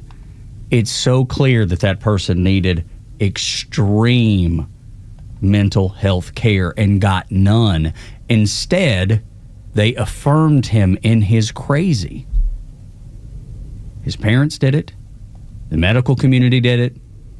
And the people that ran the city that he lived in and the state that he lived in continue to do it. Here's another one. I am nothing. We will all die, and I will see you all in hell. F you. I'm amazed I seem to never run out of stuff to write about. Anytime I have a thought relating to mass murder or my plan, I jump in here and start writing. I love thinking about death and chaos. It makes me feel really good. This is the manifesto. This is what the media is telling you. Well, we don't have a motive. We don't yet. have a motive. We don't have a motive. Turn on any news network and you will see that what we're talking about and what they're talking about is completely different. Not going to get into it. Down to the T-shirt that he was wearing that was the same as the T-shirt that the Nashville shooter was wearing. KMFDM. And then the reference of it at Columbine High School, too. There is a connection there between this industrial German band. What does that mean? Because I always, for the bulk of my young life in the 90s when this band came out, it was always understood that the name of the band was KMFDM was Kill MF and Depeche Mode, which was always, I was always like, wow, that's the strangest name for an act. I didn't know until relatively recent, last 5-6 years or so, that it did not mean that. That was just a play on the initials. Which was done for Depeche Mode when they were on tour. That was the comedy of it. But no, when it translates in German, it means no pity for the majority. Which plays right into what these the crazy manifesto. Doing. Yeah, that's exactly right, dude. It's not compassion. They will tell you it's compassion. It's not compassion. Getting these people the help that they need is the most compassionate thing, not affirming it. So you want to lighten the mood by the guy who actually called this exactly the way it played out? Yes. Yeah. So Alex Stein, is it accurate to say that he's a comedian / political provocateur? Alex Stein has made his living and made his notoriety in some of the most fun ways. He shows up at city council meetings and he does crazy stuff. He shows up at town halls, and his game is basically to mock the left, to put a mirror up to their policies and to bring up their policies and have them discuss. So this has been out now. But we bring it to the show like 2 or 3 weeks ago. Seems about right. I don't think we got into playing it. We just ran out of time. Who knows? Something else crazy happened. And so we never got around to Alex Stein. He's sitting at a city council meeting and he's discussing the use of the military. And he starts making suggestions based off of what we now seen recently with mass shooters. Take a listen. You know, I actually like transgenders in the military, too, because, first of all, transgenders are some of the meanest people on planet Earth, so they make a good soldier, don't you think? And then, second of all, transgenders love to do mass shootings. So, that's perfect for a military veteran. And then on top of that, the suicide rate is incredibly high among transgender people, so we could just use them like the Taliban has suicide bombers. Maybe you guys can actually, if you commit suicide, actually help us in the battlefield. So that would be good. So I think we need transgenders in the military and women's sports. And the people that were in that city council meeting, like, what? They were appalled. They were shocked. And what did he say? Well, listen, they're incredibly depressed, and they're the meanest people I know, and they really like mass shootings. Seems like a perfect fit for somebody on the battlefield. And if you go through this manifesto or the 11-minute video, he just nails it to a T. Absolutely right, dude. It's just what it is, And to think that just 72 hours ago, you had Governor Tim Walz in Minnesota celebrating the fact that, Minnesota's a sanctuary for those that are transitioning. A sanctuary for people that are mentally ill. Yes. And you would think if it was going to be a sanctuary that they would provide mental health care, but they don't. They do the exact opposite. And I've talked about this a few times this morning. I think it's worth talking about again just briefly, is that even if the mom wanted to get the help for that kid, which it did not appear that they did because they went right along with all the crazy name changing and all that sort of stuff. Even had she wanted to get help, if she would have went to a doctor's office, probably wouldn't have got the correct help. They would have affirmed, much like Tim Walz is doing. The concerning part, for me at least, is that raised in St. Paul, Minnesota, it talks about it's a very liberal community, and that she was very liberal. Dad was the one who went and signed off on the name change, as their family saying this is how they identify. So at no point would they have ever looked at this as mental illness. They would have just looked at it as, this is our son. Now, it would have been, here's my son, he's gay. Here's your support. Because they have 2 daughters. Yeah. It turned into, here's our son, let's make him another girl, like the other 2. And who knows how compliant they were in this madness, but cuckoo. It's all over his stuff about trying to hide how crazy he is so that no one catches on to him and no one sends him for treatment. How many times do you look at your kid's phone? Oh, quite a bit. That, their social media is a big deal for us, just to see what they're involved in. Have to. How many times do you visit their bedroom? Every single day. Of course. Do you feel like you would have noticed a giant change in your daughter like the one that was happening with Robert? I knew what was happening in 2020. Yeah. When you started to see, like, my kids had a real hard time with the lockdowns. They did not like that. They were unraveling to the point where they would get on each other faster. They weren't having good social interaction, not just with each other, just with everybody. And so when they got out of that mode, you saw them, part of, as a parent, was checking in with them regularly to make sure, like, okay, now that life is adjusting back to normal, are you adjusting back to normal? I kind of get the impression, just from reading through all of this, he had a loving family. That's part of what he talks about. At the same time, they never tried to help him. They just said, they affirmed him. Again, under the cloak, under the guise like, we're doing the best thing for you. Yeah, which is not. We know the study that was that uncovered by the New York Times. I brought this up earlier in the show, but it's worth bringing up again. The New York Times, of all places, published the study of a woman who inadvertently found that these puberty blockers and all of these surgeries do not help these people that are having gender dysphoria, which is a real thing. 80% of them grow out of it, 90% of them grow out of it anyway, but doing all these surgeries and giving them all these drugs do not help them feel less suicidal. And good job to the New York Times for publishing a study that the author had buried because it did not match her politics, so she didn't want to publish the study. A very similar thing happened in the Netherlands. The study said the exact same thing. Puberty blockers and surgeries do not help these kids with gender dysphoria feel less suicidal. They do not. And yet, that family, either for whatever reason, because I feel like if my kid was in some sort of situation like that, I would go to the ends of the earth to find out how to help them. They just seemingly, on the surface, agreed and said, we're going to affirm versus getting you the mental health care that you need. Don't you think that a lot of this has to be laid at the doctors? Because he did have to see doctors to get some kind of whatever. I don't know what the process is for transitioning, but he would have had to seen some doctors, and they didn't treat it as a mental health disorder. They treated it as, no, we'll get you those hormones. This is the problem. We'll get you that title that you want. With the media coverage and how this is going to attempt to be memory hold, they don't want everyone to have the conversation of, well, who are the doctors, who are the psychiatrists, what was he on. That should be the next step. What they're going to do is they're going to say guns, and then 24 hours later they're going to go, I totally forgot about all that, don't worry about it. How about the president trying to run into National Guard troops into Chicago? When are you going to release the Epstein files? Yeah, that's right. That's exactly the one they'll go back to.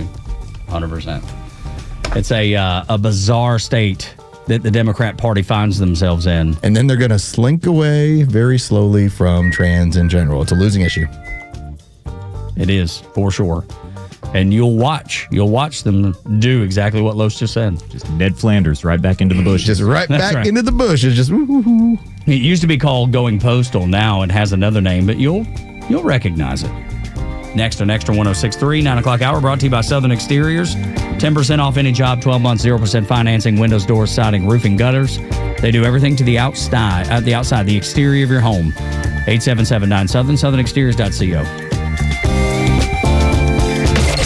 Get connected to Extra 106.3 on all your favorite apps. Then download ours and stream the station across Georgia. We're live online at extra1063.com. Stream live video from the studios on YouTube. And of course, Kimmer, Bortz, and your favorite Extra shows in crystal clear digital on the Extra 106.3 app.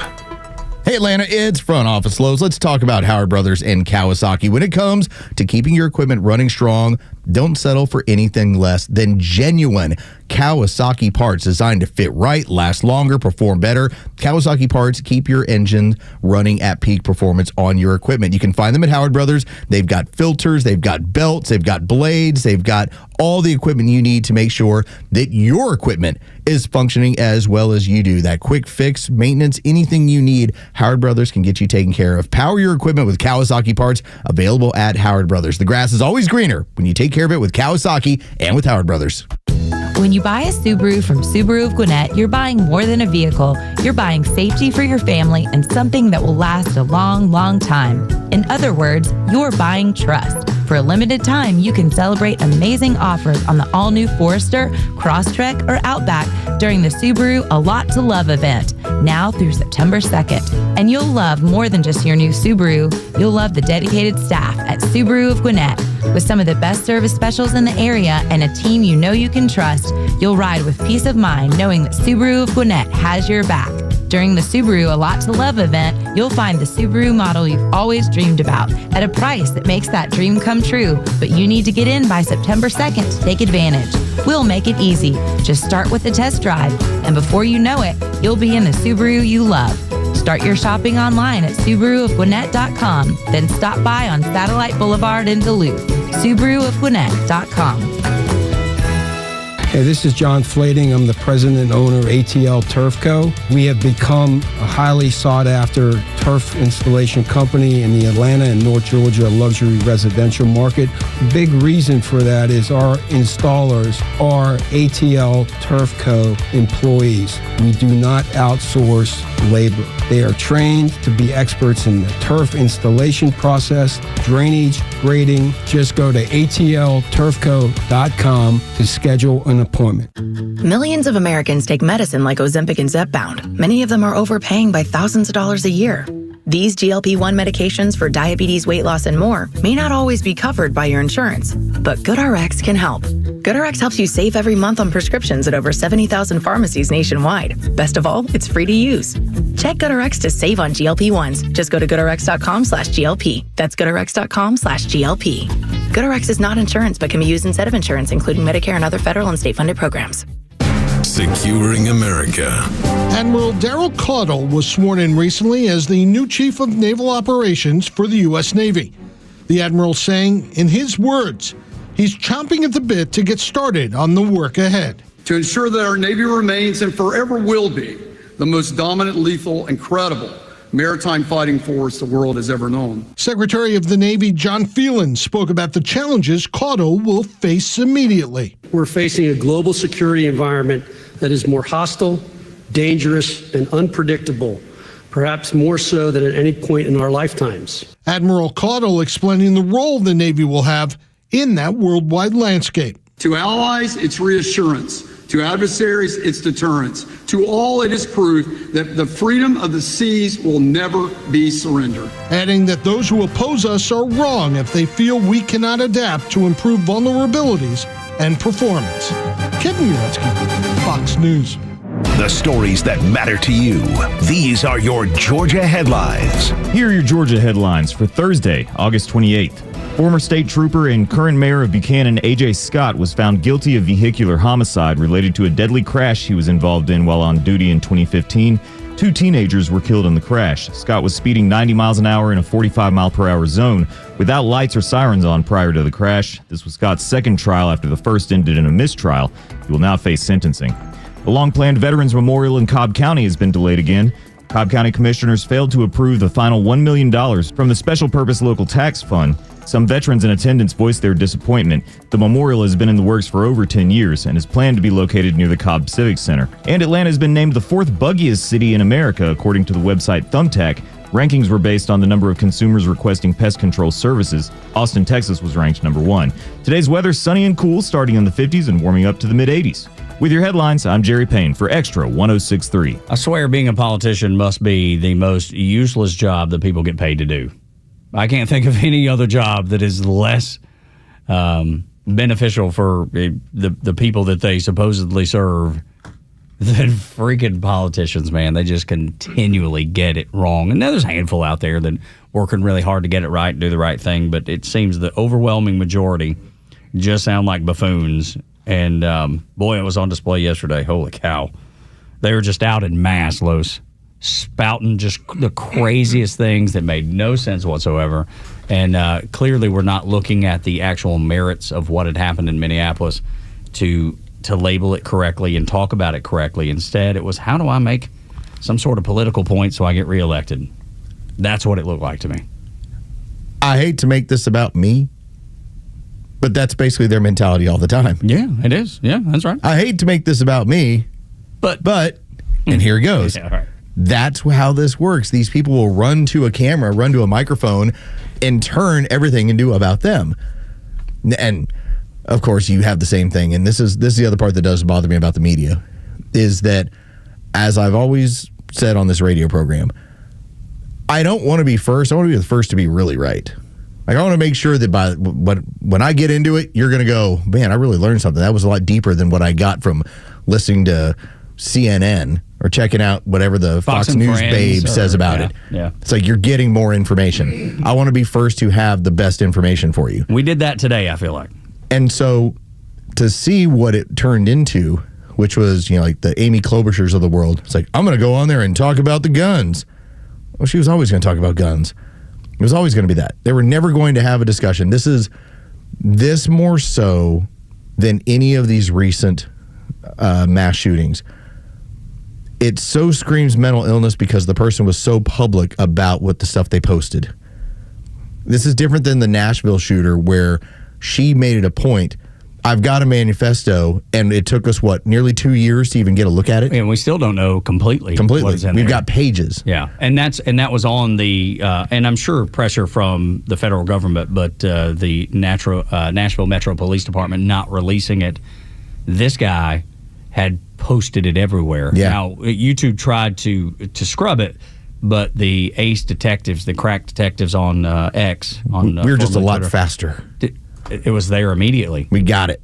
We got a chance to see all of this. We got a chance to listen to all of this. We got a chance to review all of this. I'm with you. I yearn for the days where, and this was what was so different. You used to have people that would get upset with society, and then what was the term? Going postal. Because you had post office workers that would just start shooting the places up.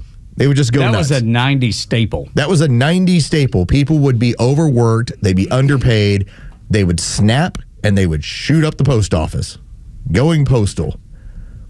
We don't really have that as much anymore. Instead, what we have, and we went through the numbers, what we have are people that are sexually confused with mental illness, and then they go crazy, and they start shooting up places. The numbers bear out. Over the last 10 years, if you want a group that has done more 4+ fatality shootings in one event, non-binary men, basically transsexual men. Next is non-binary transsexual women, and they lead by a lot. Yeah, it's for mass shootings. The very bottom. These are the numbers, and I have them because when you went over, I just happened to write them down. 0.09%, the lowest on the scale. It's per 1 million. Hispanic men is 0.094%. And then for trans identifying males, or no, I got that back. 0.769%, which is the highest. Yes, the highest per million in terms of from the years 2015 to 2025, fatalities of 4 or more in a mass shooting. Yeah, men that identify as women are doing the most of this. The most, that's right. Like we had one, what was it, in Indiana, where the guy got up on, was it Indiana? Where it was a parade, and he shot at the parade, and when they yanked him off where he was his sniper perch, he's in a dress. Yeah. We used to, comedy has an interesting way of being able to give us the ability to cope with things, to deal with things. You've had Dave Chappelle on stage talk about the violence of the trans community and There was a trans man that ran on stage after him, if you recall that. You had in Billy Madison the phone call that Billy makes to the guy that was crazy in high school that had a list of people to kill stapled on his wall. Billy calls and says, "Hey, man, I'm sorry it was rough on you." And he marks Billy Madison's name off in the movie, in the comedy. And then the dude sits back and puts lipstick on. We've known for the entirety of time that this is a mental illness. It's only been in the last, 10 years that we look at gender dysphoria as just something that happens and it needs to be affirmed, and we need to cut these children, cut their healthy organs off to make a lot of money and create an even more confused child. We need to give them something that would medically castrate them to affirm them. And instead, we need to do the exact opposite. We need to get them the mental health care that they need. It was the Highland Park shooter. This would be Robert Crimo. And he was in a dress. Of course he was. The least surprising thing that you'll hear today, I'm sure. It's like he actually took part in this in a dress. It's like, okay. Yeah. But you wonder, it is mostly men pretending to be women, wildly sexually confused. And this is what you get. This is how it is. Like I said, I talked about, I was having this discussion actually, because I freak my family out a lot when I start getting into some of the documentary stuff I watch. Mm-hmm. And one of the things I was talking about was we had an explosion during the 70s and 80s of serial killers. And a lot of it, there's a particular interesting book where it was traced to some of the environmental issues that they were born into. For instance, in the Pacific Northwest, they had a lot of smolders. The woman who actually wrote the book, that she was on Joe Rogan maybe 3 or 4 weeks ago, and there was a lot of lead-based contamination in the area. Well, exposure to lead can make you psychotic, make you crazy. And so that was kind of the explanation for like the Ted Bundys of the world or the Gary Ridgways of the world, the Green River Killer. But these were people that tried to live normal lives, yet they then also had their very quiet past and what they would get involved in. Like, I'm going to be a paint worker by day, and I have a family and a wife and kid, but when I go out, I hunt. That's what they were doing.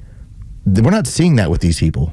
Instead, we're seeing, I'm hiding my madness, but when it comes out, it's not going to come out in the, I'm just trying to live a regular life while doing this. It comes out as, I'm going to kill as many people as possible in as big way as possible. And I can't wait for people to know. Yeah, and I can't wait to tell you all about it. That's the reason I write it down in this manifesto that we were able to see before it was scrubbed from the social media platforms. That was the most. Los said it was at a little before 3 o'clock. Los sent me the video of the manifesto. Yeah, the 11-minute video where he starts talking about what his plans are, where he's kind of partly apologizing for it, but then he's cryptically talking to himself. Yes. And maniacally laughing. Yeah.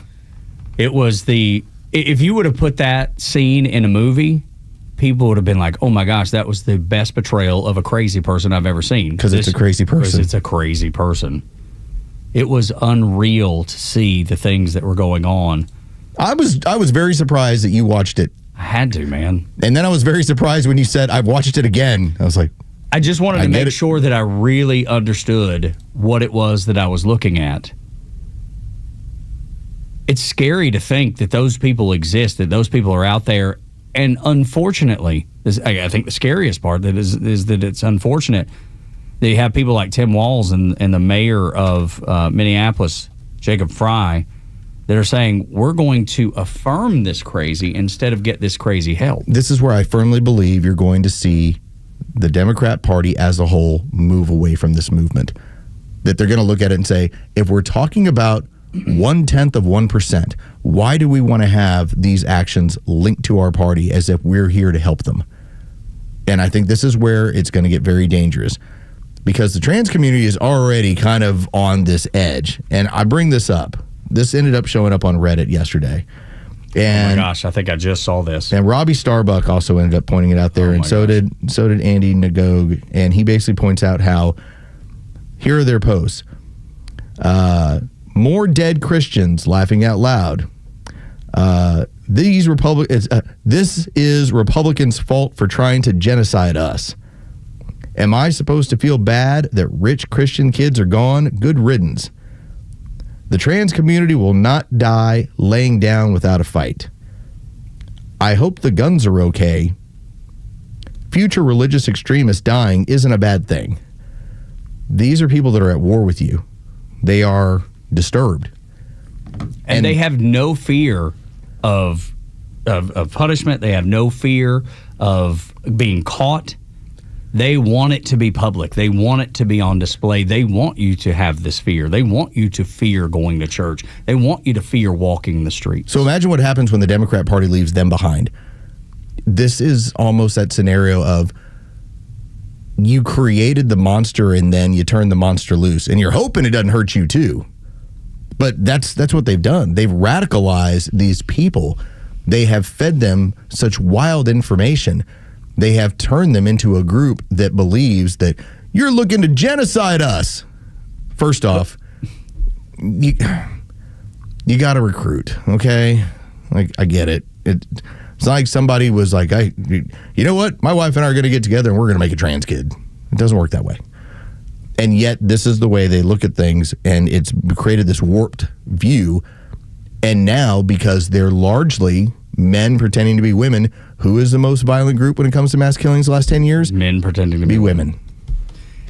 Think about Antifa, too. They have a whole wing called Trantifa. Trantifa. That is just the most violent. Because this is where their crazy leads them. Yeah, that Andy No article that I was looking at, that where I saw some of the stuff that was in the manifesto, like how he was talking about regretting being brainwashed and regretting transitioning and all of that. It also talks about this group called the Zizians. Right. Oh, yeah, you got some violence there. Straight up death cult. I mean, 8 people died. Yeah, it's a death cult. Suicides. And that's the kind of people that, as you know, if the Democrats do back away, those are the people who are going to continue to be more and more dangerous. Yeah. Those people celebrate death. They celebrate violence. They celebrate not having any concern. The Protect Trans Kids T-shirt that I think it was the AG in Minnesota. With the knife. It's got a knife on it. That's the shirt that they all have on in their pictures. Of course. They're posing with their guns. Of course. We just, we're living in a battle that we don't understand, I believe. So many people don't understand the danger of what's being done right under their nose by politicians, by the medical community, by the media. But then, to take it one step further, there's the supernatural part of it that I believe is real, and that is good and evil, angels and demons, those things.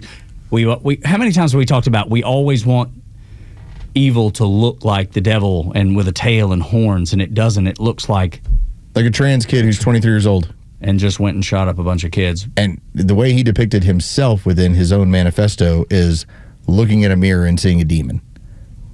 In fact, as you go through that, it also talks about at one point he was putting on different masks because he couldn't stand the look of his face, but he could always keep seeing his eyes.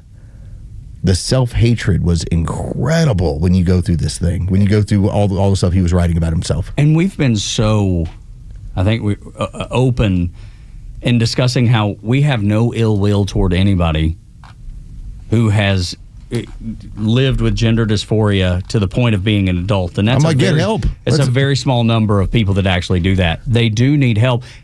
We've told stories about how we've encountered people like that, and we've been nothing but polite. We've been nothing but respectful, but our eyes don't lie to us. We can't help but notice what is happening and what is in front of us. You can be respectful and realize that person needs a lot of help. So no different than a drug addict. So what is compassion? Is compassion me telling you to lean into the stuff that's making you suicidal, that's making you crazy, that's making you unhinged? That's what Tim Walz would say. I'm going to create a safe haven for you so you can live out your crazy.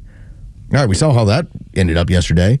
Or is compassion, hey, I recognize that an overwhelming majority of you, I do leave room. There are people that feel like they were born in the wrong body, and no matter what kind of influence they get, in terms of like, if you put them on an island by themselves, they're always going to feel this way.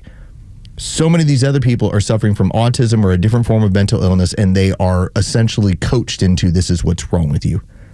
This is what you need. That is not compassion. That is not compassion. Compassion is, let's get you the help you need. That's exactly right. It's as simple as that. And I think that's what the conversation needs to be. You won't see this conversation on MSNBC or CNN or Not at Fox all. News or any of those places that I can tell. Right now, we're closing the financial confidence gap. Whatever that means. I think they got into the shooting for about 2 or 3 minutes off the top and then pivoted as quickly as possible. Got away from it. Because they can't have the big discussion. Because they know. They know they're wrong. They know they're wrong. Oh, they have a hand in this. Yeah, they do. When we continue on Extra 106.3, the Tennessee Titans, let's end on a smile. The Tennessee Titans found an unusual way to make you and their fans smile while they were here in town in Atlanta. Next on Extra 106.3. The latest sports news, powered by 680 The Fan, and driven to extra listeners by RBM of Atlanta in Sandy Springs, Atlanta's Mercedes-Benz connection since 1964. Good morning. Here are your sports headlines for Thursday, August 28th. The Atlanta Braves ended up taking 2 of 3 from the Miami Marlins, including a 12-1 win yesterday afternoon. Jurickson Profar homered twice in the ballgame. The Braves now move on to Philadelphia to open up a 4-game series beginning tonight with the Phillies. First pitch is set for 6:45. You can hear that game on our sister station's brand new app, 680 The Fan. Week 1 of the college football season is here tonight. You get some action as South Florida hosts 25th ranked Boise State. That's going to be a 5:30 kickoff. Georgia Tech, they'll be in Boulder tomorrow night to play the Colorado Buffaloes. That'll be an 8 o'clock kickoff. You can hear that game right here on Extra 106.3. As for Georgia, they'll play Saturday afternoon as they host Marshall in Athens. With your sports headlines, I'm Carlos Medina. Hi, I'm Chris Lalamia, owner of the Trusted Toolbox. Are home repairs piling up? Are you feeling overwhelmed? Relax. We've got you covered. From drywall dings and leaky faucets to deck repairs and trim replacement, we're your one-stop shop for everything for your home needs. No more juggling multiple contractors. Just call us at the Trusted Toolbox and we'll handle it. Your home deserves the best, and we don't want you breaking your back trying. Call the Trusted Toolbox today at 770-623-3097 or visit us at thetrustedtoolbox.com. The Trusted Toolbox, your one-stop shop for home repairs and more. Millions of guys suffer from erectile dysfunction. That's 1 in 3 men. And I can tell you, I'm one of them. If you or someone you know suffers from ED, Peyronie's disease, or PE, here's 38-year emergency room doctor and founder of Total Body Therapy of Georgia, Dr. Eric Deal. Patients who enter my office are often frustrated, hopeless, depressed, and embarrassed. I understand the problem, and I'm going to help you fix it. We provide testosterone replacement therapy, the P-shot, and treatment for ED, PE, and Peyronie's disease. There's not just one therapy that can solve these complex issues. When you visit our clinic, you're going to see me. I'll do a complete history and physical prior to any treatment that we use. Take it from me, Dr. Deal. When it's not hard, it's really hard. Call Dr. Deal for your free one-on-one evaluation and resolve your ED, Peyronie's, or PE issues. 404-777-1911. Total Body Therapy of Georgia. 404-777-1911. Online at tbtofga.com. Hey, it's Los here to tell you about a new, stress-free, and completely transparent way to purchase your next pre-owned car, truck, or SUV. It's with Tom Mitchell, the Honest Car Guy. Tom, traditionally, I've been a payment buyer. How do you work with that type of buyer? I have people that come in all the time and they want to spend $20,000. Okay, if their payments are $400 on $20,000, they don't realize without the doc fees, without all this other stuff, we can put them in a 22 or 23 model car and we can spend a little bit more money and have the same payment. So if you're a payment buyer, don't come in here just saying, I want to spend $20,000, because we can sit there and help you and we can put you in a newer car with lesser miles at a payment you need. Friends, if you're in the market for a pre-owned car, truck, or SUV, get an honest car buy from the Honest Car Guy. You pay what we pay, plus an honest fee, and we back that up by giving you the bill of sale. That's our transparency guarantee. Call 844-SHOW-ME-1. That's 844-SHOW-ME, the number 1, or visit honestcarguy.com. Actual price will depend on product and subscription plan. Featured products are compounded drug products, which the FDA does not approve or verify for safety, effectiveness, or quality. Prescription products require an online consultation with a healthcare provider who will determine if appropriate. See website for details, restrictions, and important safety information. Want to boost in and out of the bedroom? Hims has you covered. Introducing a new 2-in-1 approach to level up your game. Tadalafil for better bedroom performance and zinc for testosterone support. Turn things all the way up and find affordable treatment options at up to 95% less than brand names at hims.com/joy. That's hims.com/joy. I'm Chad Pergram with the Speaker's Lobby.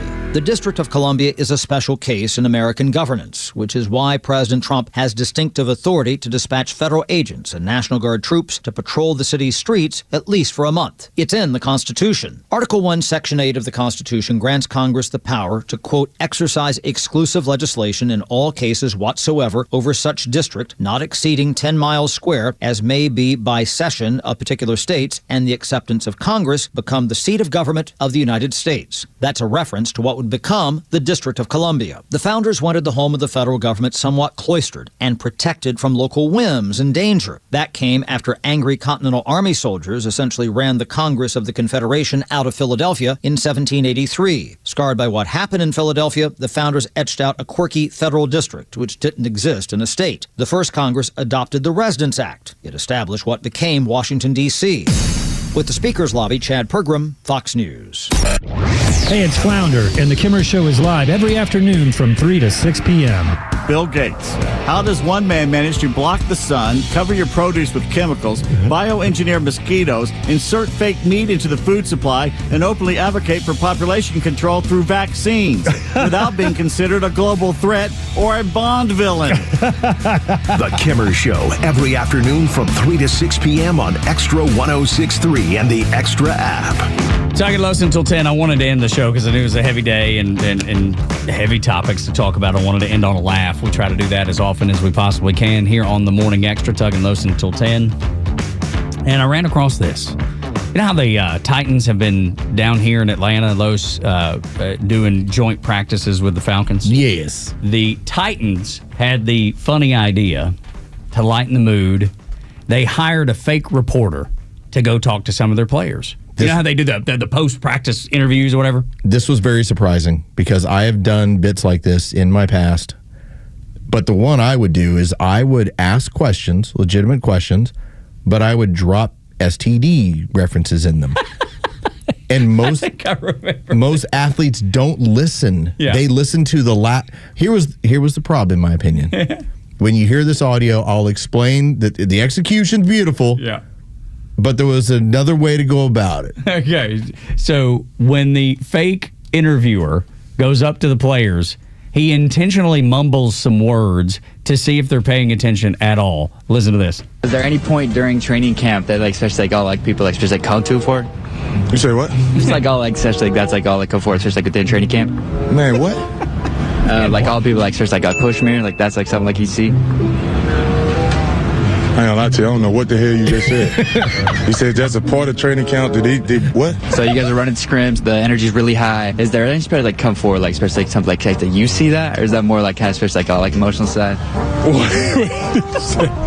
Basically repeat that? Yeah, just what goes into preparing for you for the next season. Oh yeah, I mean, I think just, building the chemistry with your teammates, As everyone's out here, you guys are with the Falcons, you guys are here in Atlanta. Yeah. Is there any point, especially they come forward, is that something you used to look at? Say that again? Just have everyone come around, especially for you, is that especially come forward, especially you do look at? Say that one more time. And then it just goes on and on and on, and dude just mumbles through it, and the guys are trying to be respectful, and they're like, I don't know what the hell you're talking about. They are actually listening, which is surprising. Because you can normally say anything you want to in a setup. And then on the back end, you can then ask the question.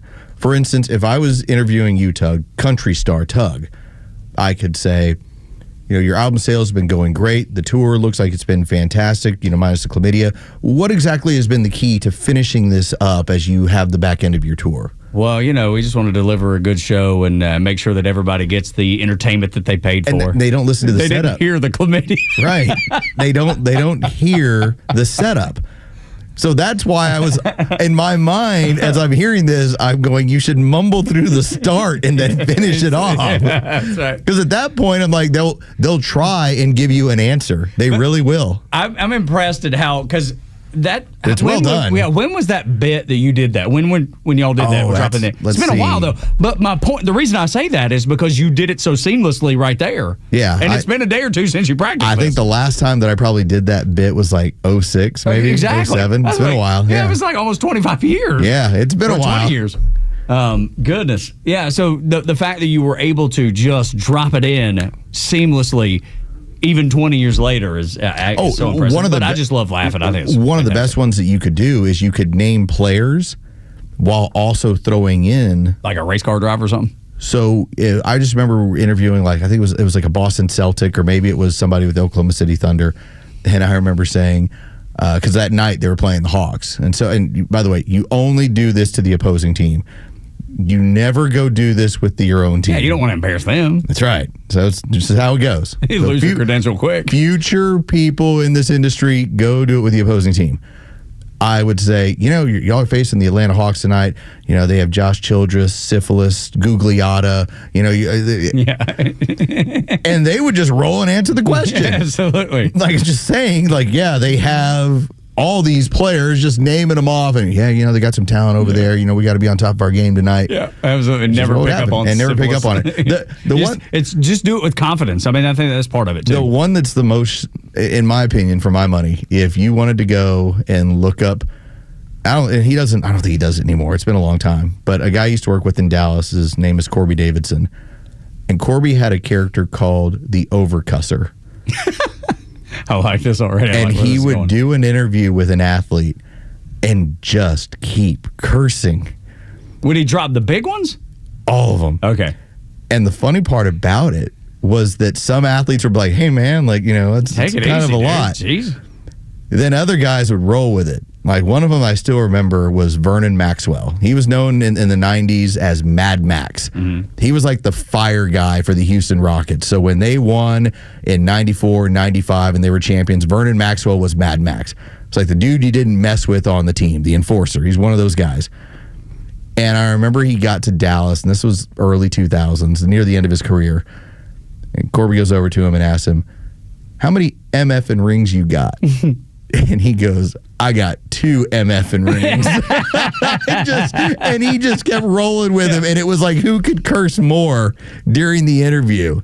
Kind of indiscriminately. But it was really funny. It's a really great bit where you weren't trying to slide anything by guys. Yeah. You just want to see if you can make them uncomfortable. Just get a response. Yeah. The craziest thing that ever happened to me, I was down at Brave Spring Training, and I happened to be talking to Jason Hayward, and I was getting everybody to do, hey, this is, insert Brave name here. You're listening to 1015. Okay, cool radio liners. Yeah, man. Just to have that presence. And the funny thing was that I had talked to Jason prior to asking him to do this about listening to country music. I goes, you ever listen to country? And he was like, you know what? I really like Alan Jackson. My daddy loved Alan Jackson. We're from down in that area. And he would talk, man, he was like, my favorite song. I love Chattahoochee, whatever. I was like, okay, cool, man. Hey, I'm getting people to do liners. Hey, it's Jason Hayward listening to 1015. He's like, man, I'm just not comfortable doing that. It's like, well, okay. And I didn't question him as to why, but it was just the oddest rejection after having a really good conversation. Everybody else had done it. There was no issue. He was so standoffish about that, and I never understood why. So I had a discussion with Eric Davis in the San Francisco Giants locker room, and I was doing the same thing. I was getting liners for a radio station I was working at, but the liners were, hi, this is so-and-so, and I never listened to Bob and Dan on the ticket. Yeah, which is always good, because they laugh at that immediately. Well, he was like, I'm not doing that. I was like, well, why not? He goes, well, that's like endorsing your show. I ain't been on your show. Why would I endorse your show? I go, it's saying you never listen. Yeah. That's when I found out Eric Davis is pretty much the intelligence of a tomato. Got it. Yeah. I was like, you do realize I'm asking you to say you never listen. Yeah. You're proving your point that you don't, and you never go on. Sometimes people just don't pay attention, man. In that case, not very smart. 9 o'clock hour brought to you by Southern Exteriors, 8779 Southern, southernexteriors.co for Los and Jure. I'm Tug. Y'all come back now, you hear?